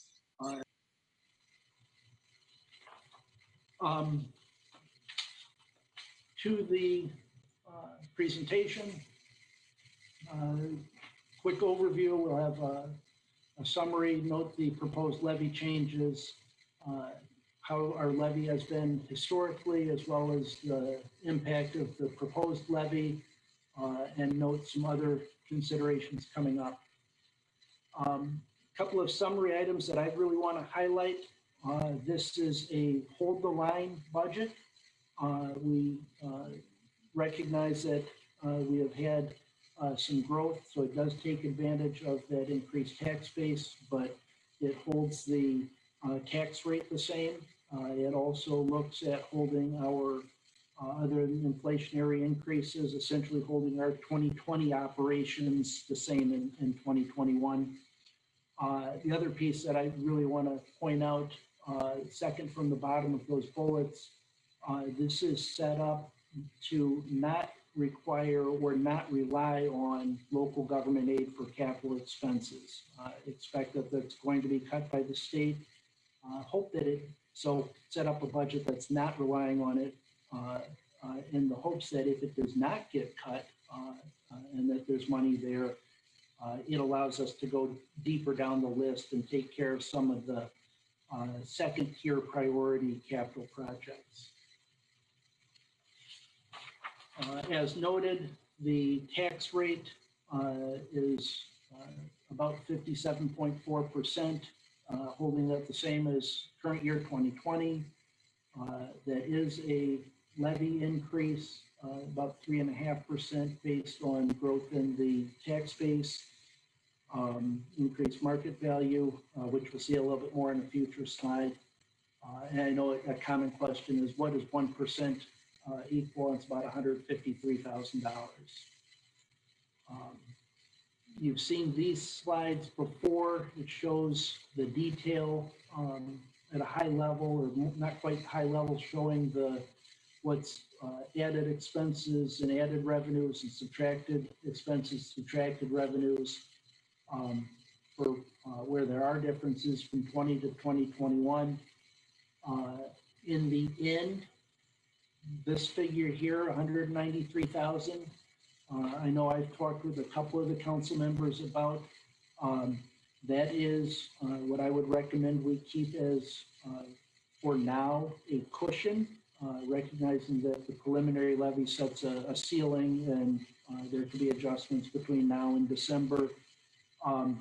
That cushion could be a number of things. One, a matter of anticipating that there might be difficulties financially next year, whether that's cuts in local government aid, tax delinquencies, reductions in some fees that we might normally receive.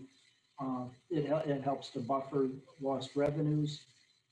It also could be a matter of between now and December looking at reducing that tax rate, that levy. It also could be a matter of picking up additional, a little bit further down the capital project list. We were able to fund the first tier ones, but holding off on some other ones that might be important. Can we reach down a little bit deeper? Or are there other expenses that might come up? We're right on the initial end of negotiating all of our union contracts over the next couple of months. And although we use a placeholder in here, we don't know what we'll actually get when negotiating. So wanted to point out there is a placeholder, but recommend that an available amount there, but recommend that it be kept as a cushion or placeholder for the time being. Noted that we've had increase in our market values. The green line represents the residential values. Obviously, even the total has gone up. The commercial side has been more steady, but it also has increased. You can see the year-over-year percentages up in the top right corner. Apartments has been the largest increase from 20 to 21.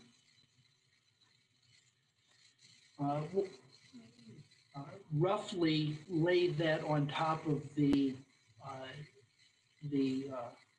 levy and the tax rate. So in this case, it's the same bars, the same gray, same, what color is that? Beige, tan bars showing the increase in our market value.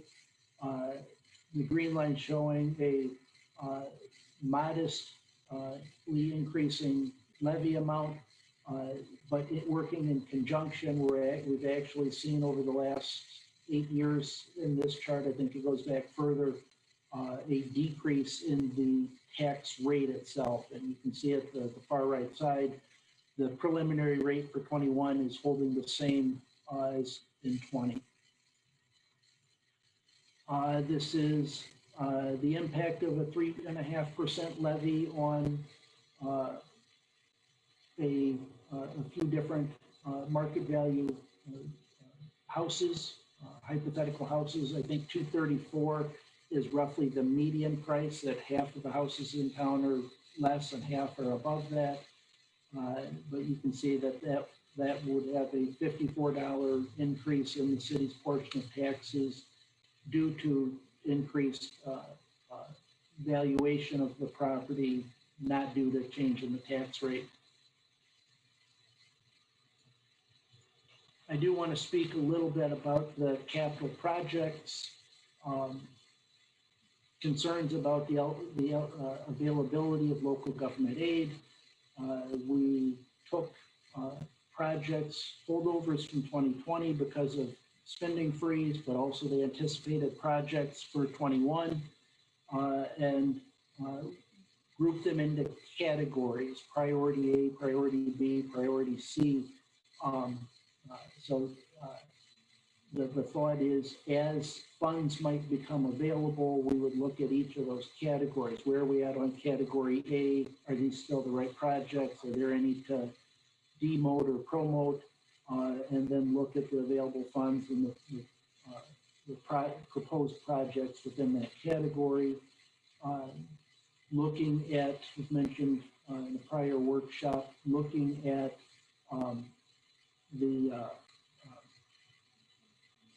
some saved money saved for radios. Looked at the fact that we have money budgeted this year for the pool, but then with it closed, we'll end up saving. So let's spend that money on the pool. We're actually able to essentially fund all of the category A projects and still not rely on local government aid or increasing that levy rate.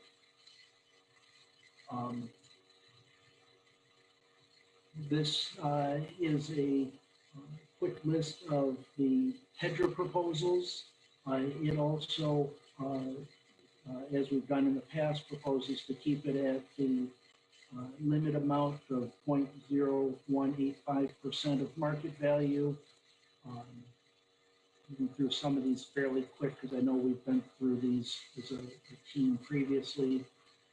The utility rates, as we saw in the Ellers study a month ago, water would be a 3.5% increase, sanitary sewer 1% increase, and stormwater a 4% increase. You can see here the impact on a quarterly basis, what that would do to a average single-family home's utility bill on a 3-month quarter.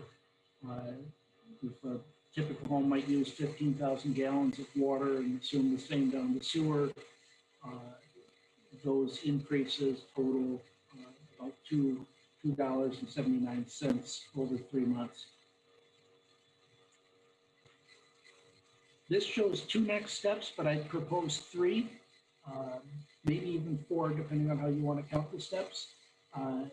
One of the actions in your resolution setting the levy, preliminary levy tonight, is also scheduling the truth and taxation hearing for December 7th.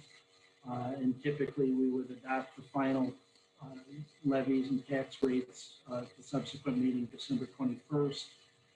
In talking with staff this afternoon, the thought is we could add a council workshop, either I believe it's November 16th or prior to the December 7th meeting, but recognizing that the approach to capital projects this year is fairly unique. Wanting to make sure that you understand what projects are or not in that priority rankings, discussing potentially some long-term bonding projects, discussing that 193,000. A matter of, does the council want to have a workshop prior to that truth and taxation hearing? Just a chance to have more of a discussion, have a package instead of trying to change numbers on the fly during the truth and taxation meeting. But those are the next steps. Note that it is essentially a hold the line budget and keeps the tax rate the same. And with that, I can stand for any questions that you might have. There are 2 resolutions before you this evening. Thank you, Dan. Council, any discussion? Sorry, there we go. Okay. Councilmember Fulch. Thank you, Your Honor. I had a question for Dan on your slide number 12 for HEDRA. On those budget items, I wanted to make two comments. The first bullet that you had was $10,000 that was set aside for housing. And that's actually a carry forward from this last budget cycle where that money was appropriated. And just to remind everybody, housing was the number one issue that we all did, agree to as, for priorities. And something I know I'm concerned about is the fact that Rusty left and he was kind of like 80%, along his research that he was doing. And so I'm really concerned that in this last year that we didn't we didn't really accomplish anything in putting together recommendations for housing. And $10,000 is kind of a pittance when it comes to consulting fees and how much work it is that you can get done. And so I don't sit on HEDRA, but I'm really concerned that this hasn't been given enough of a priority and enough money as set aside to actually do anything meaningful in this next year with housing. And then my second issue is in regards to the your fourth bullet point, site acquisition, $180,000 for the purchase of a Vermilion Street downtown redevelopment site. This $180,000 is the payback that we just authorized for the HART grants.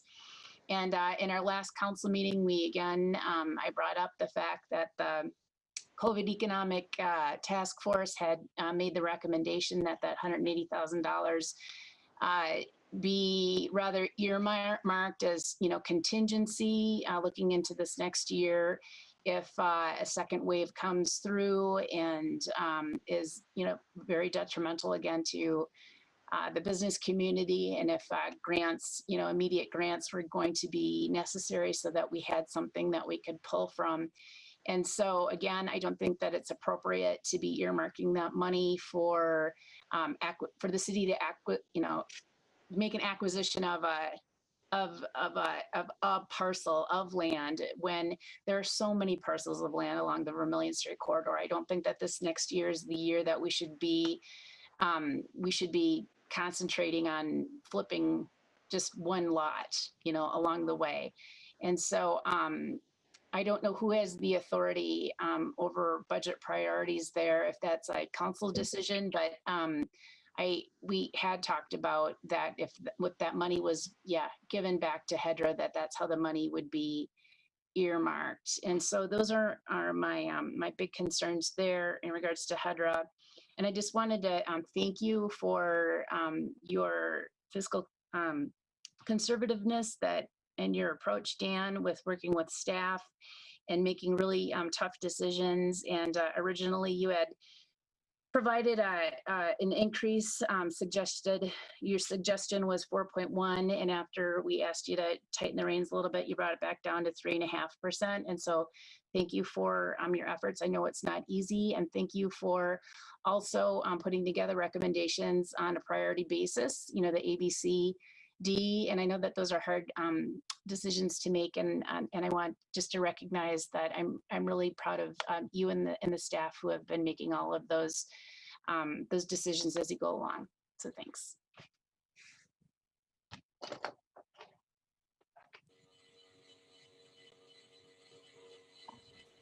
Dan, go ahead. I appreciate the comments on having some great staff and being able to delegate a lot of that to them. Just a quick point of clarification. The earlier calculations had looked at it, keeping the tax rate the same, a 4.19% increase as you indicated. We caught a math error. We also had updated figures on fiscal disparities, and I think there's another element in there that actually just recalculated that, keeping the rate the same at 3.54. So as much as I'd like to claim credit for it, that was some diligence to staff to just keeping on top of a moving target. Okay, thank you. Any other discussion, council? Okay, then I would accept a motion to approve a resolution adopting preliminary 2021 city property tax levy, preliminary budget, and setting truth in taxation hearing date. So moved. Councilmember Lund, and a second by Councilmember Fulch. Discussion, council. Clerk Flatten, please call the roll. Member Vaughn, Yes. Member Fulch, Yes. Councilmember Balsanic, Aye. Councilmember Liefeld, Yes. Member Lund, Yes. Member Brock, Yes.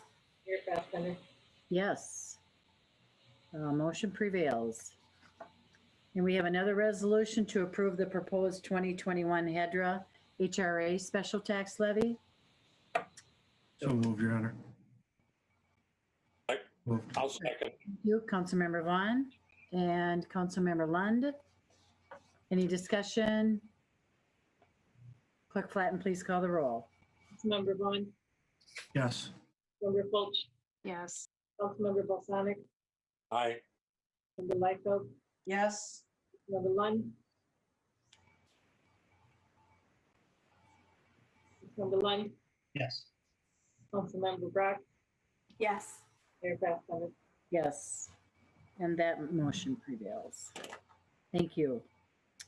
Now we will go into a closed door session to discuss the evolution of individual subject to city council authority pursuant to Minnesota statute 13D.05 subdivision 3A. First, we will allow everyone to leave. I'm sorry. We're going to do reports and announcements now. Council, any announcements? Okay, I have a few.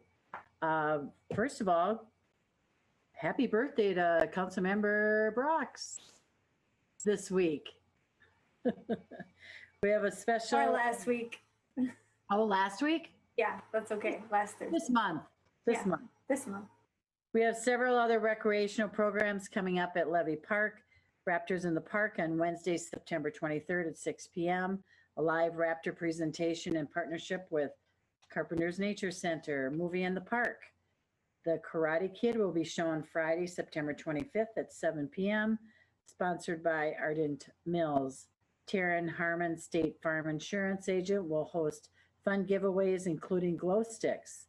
Please remember a non-perishable donation for Hastings Family Service. Performance in the Park Tuesday, September 29th at 6 p.m. Breakfast Dance Company will be giving a breakdancing, martial arts, and contemporary dance performance. Story in the Park on Wednesday, the 30th at 6 p.m. for kids 0 and under. I don't think that's right. For kids enjoying big books, music, and socially distanced activities all about animals. Kids must be accompanied by a caregiver. Meetings, we have Tuesday, HEDRA, Thursday, September 24th. Monday, September 28th, we have a planning commission at 7 p.m. And Monday, October 5th is the city council meeting. With that, then I will now ask if